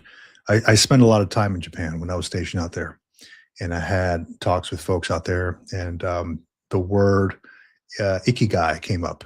It sounds strange, right? It's a Japanese word that means a reason for being, a reason for being. And I was doing, I've been doing research over the years on this thing, and a lot of Japanese companies implement this into their workforce, right? Like Toyota is big on it. Um, the reason for being, right? So let me just share this with you all to show you what I'm talking about here. Okay. So there is these quadrants, right? The reason for being. Like, what do you love? The yellow one. What do you love? What you love, the pink one, what the world needs, the green one, what you're good at, and what you can be paid for. Right. And then we have the profession, the passion, the mission, your vocation. And in the middle is your ikigai, your reason for being. Right. What you love, what you're good at, what the world needs, what you can be paid for, you know, and then you come to the conclusion of, if you can name all those things, right? Not everybody's going to have all that stuff figured out. But if you can name all those things, you essentially arrive, or the idea with this is you arrive at your reason for being, or kind of like your purpose, right? Like what you're here to do.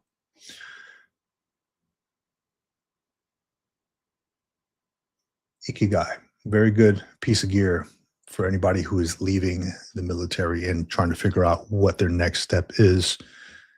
What's your reason for being? What do you love? I love doing this stuff. What am I good at? I suppose I'm good at doing research and putting out information.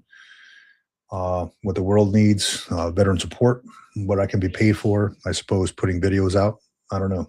What's my reason for being? I just got to come up with it. Let me see here. Mo Perspective says, I eventually took the same energy and I put into my child. When I retired, a lot of things I missed was more evident. Yes. Yes. Absolutely. We find out after the fact, right? I did the same thing you did, Mo Perspective. I concentrated more on my family, on my kids, and it has been a blessing. It has. Our WD channel says modern life gives us time to think too much about sense of purpose. And the past life was so hard. People just wanted food, shelter, sex, and entertainment. Life is short. Enjoy it, and you win. I love that, dude. Absolutely. You know, many times we ponder too much about it. I think you're absolutely right. Like, what am I here for? What is my sense of purpose? What should I be doing? I mean, maybe what you should be doing is exactly what you're doing right now, is just working every day just to make yourself a little bit better every day. Make yourself feel a little bit better every day. I don't think everybody has like a huge purpose in life, right? Like your life story might just be, hey, you made an impact on your kid, and your kid went on to be a great adult, a human being, a person, right? To raise their own family. That might be it. And not everybody is destined to be, just whatever, you're an astronaut or whatever it is. It's not everybody's life story. Awesome stuff. I appreciate the conversation and the points of view. I think that really helps people become better leaders, better community members, is seeing different perspectives,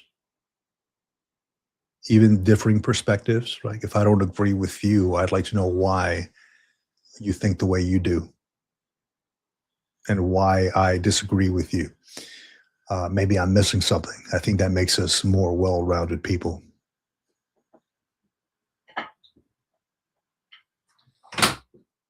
Close that up there real quick. Our WD channel says, see, you are doing what you can to enjoy life by investing it in your family right now. Absolutely. Yeah. And there's a thing I think about a lot is everything that I've been through in my life, everything, um, from the time I was born all the way, from taking my first steps to going to middle school, high school, getting in my first fight, whatever it is, getting married, um, good times, bad times, everything I've ever encountered in my life has led me to this moment right here, sitting down right here with this microphone, looking into this camera, looking at these comments. Everything I've ever been through in my life has led me to this moment right now. And there's a reason for that. I don't know what that reason is, but there's a reason for that. Um, I think about that a lot. I don't know why. Like anywhere. If I was at Disney with my family thinking about that, everything I've ever done in my life has led me to paying $1,000 for these tickets to Disney. I'm curious if anybody has ever thought like that before. I think a lot about that, about the way life gets navigated. Like I'll be sitting in an Uber and I thought, something for some reason, and just having a good conversation with the Uber driver. And for some reason, the idea comes up like, yeah, everything that I've been through has led me to this moment for some reason right now to connect with this person for some reason. And I try to kind of piece things together, look at what our conversations were like and why we were connected. Curious if anybody else has ever thought like that. Or am I the only freaking weirdo thinking about this stuff? Let's see. RWD channel says, I'm not married with kids, so I've got to find other things to invest in to enjoy my life. That's good, dude. I mean, you got, definitely find ways to kind of fill time in your life, man. I find that when I'm sitting on the couch sometimes and I'm watching TV, um, after the fact, I'm like, man, I just kind of wasted like an hour or 2 hours of my time, my day, my life watching this trash. Or if I'm like on the phone kind of scrolling, man, I just wasted, I don't know, 20 minutes of my life doing that stuff. Got to find other ways of filling in your time.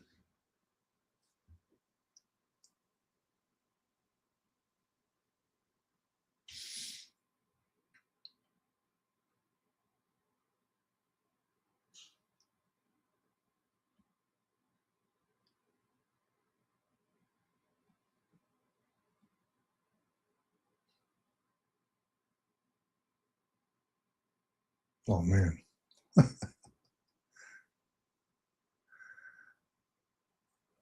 Vic's still mad about that Disney trip. I'll tell you that Disney ain't cheap. It ain't cheap. I'll tell you, it's but it's good. Um, it may be expensive, but it was the payoff for me was watching how happy my family was. That was the payoff. We don't go there often, but when we do, I figured stay overnight, go to all the parks, hang out, make a whole thing of it, right? So it definitely made me feel good. Like I focus too much on the money portion of it because I am very frugal. I like to invest and save and all that for the future. But then I think about my future is right now.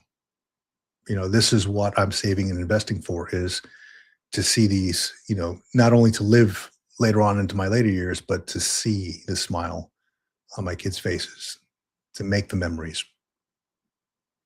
So Navy Cop says, divorced and kids are grown, so working to redirect again is a change from 20 years military, 17 years married to single and trying to figure it out again. Yeah, it's well, it all depends on what you want to do, right? Navy cop. I mean, where you want to be. Uh,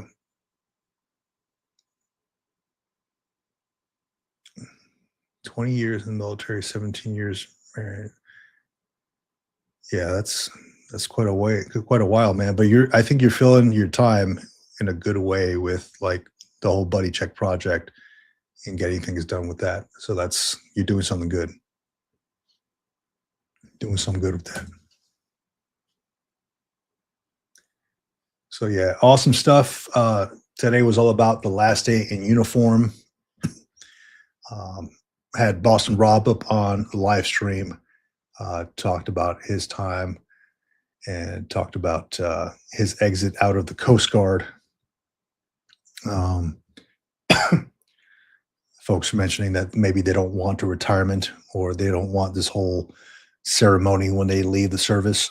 I also mentioned at the beginning that I came across a Navy lieutenant commander, I believe it was, who his only wish as he departed the military was, or departed the Navy, was to do evening colors one last time. And I was a staff duty officer there. I or the officer of the day. My job was to do the evening colors along with three Marines in front of me. They always present the flag and I salute and all that. And this gentleman came up to me and said, "Hey, look, my only wish as I exit the military, as I retire, is to do evening colors one last time. Can you give me the honor and privilege of taking part in this?" And I told him, "Let me step aside. You would be the saluting officer. I'll just watch from the side."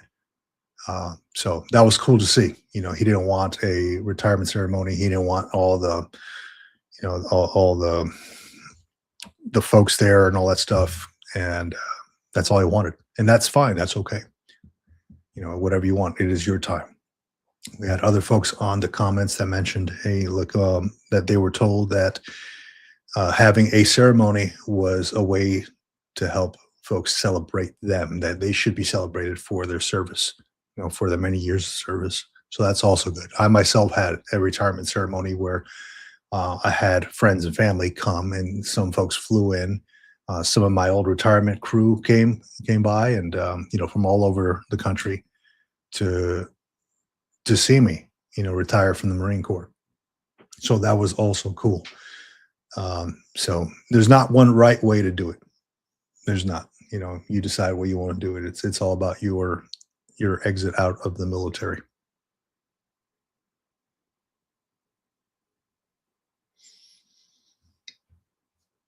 Along with that, we covered civilian life now. What does that look like to you now? What are you looking to do now? What have you gotten into now? And as I mentioned, that the 9 to 5 is not for everybody. Trust me, I know. I've worked that life after I left the military. It is not for everybody. I cannot be constricted to, hey, have two 15-minute breaks from this time to this time. I'm like, that sucks. I don't want to do that. So it's not for everybody, but you find your way, right? I had so much anxiety leaving the military. I was like, you know what? I don't know what's next. And, essentially I found my way. I found something that worked for me, something that I liked, something that I could connect with other people with. So very cool. Our WD channel says you started this channel because you've got the experience to reach out and help other people. That's admirable. I appreciate it, man. Thank you very much. That's very cool. Well, perspective. Speaking of kids, I'm trying to find a high yield interest custodial savings account. USAA only has 0.0525 interest. Any suggestions? Yes, I am looking at. I'm not sponsored by this, but I'm also looking at the Barclays high yield savings account. I think it's like 4.5 or something. So I was looking at that not too long ago. I don't know if they still have the same thing up, but I think they're teamed up with AARP, if I'm not mistaken. As long as you are a member of AARP, you can get that 4.5 or 4.2, something like that. So again, not sponsored, not financial advice whatsoever. I'm not a financial counselor or anything. Just got to preface that. Do your own research, obviously, right? We're all smart enough for that. But that's just the route I'm looking to go into. RWD channel says, in helping others, you're helping yourself. You see, you've got a wound upon retiring, and helping others, helping you, a wound healer. Yes, that kind of makes sense, actually. Yeah, there's parts here that I'm trying to fill, and I found that filling them with like spiritual stuff, with faith, actually helps out as well. So yeah, I agree with that. So with that, we're going on 3 hours and 20 minutes, but I really enjoy these conversations. They fly by so fast. I really look forward to this every week, several times a week. Definitely one of the best parts of my day. So thank you all for joining me in this, hearing me out. Thank you, Boston Rob, for joining up and or coming on the live stream. Everybody else who has joined in on the chat. And before I go, I want to give a quick shout out here. Let me see if I can find this and do it the right way. Hold on a second. Let's see.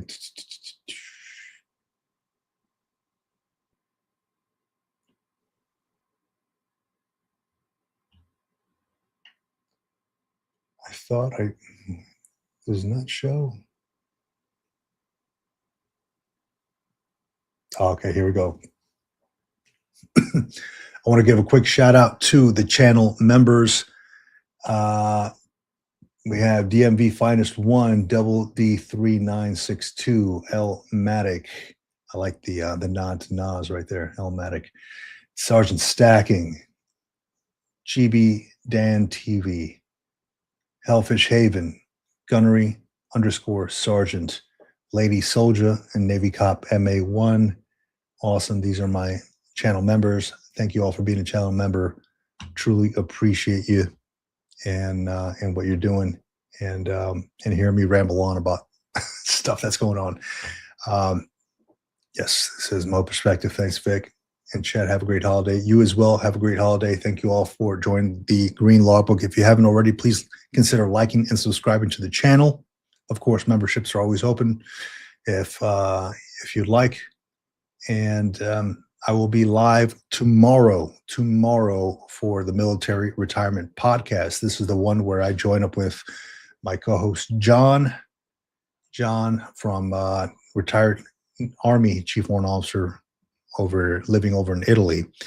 And we just get into some good veteran topics. So that will go at 8 a.m. Pacific Standard Time. You can watch it directly from this channel, the Green Logbook, or you can log in and watch it from the Military Retirement Podcast on YouTube as well. We stream all over the place. So we'd love to have you. It's good conversations. And again, bring your coffee because we got to wake up. With that, stay informed and stay ready. Always, thank you for joining me on the Green Logbook. Out here.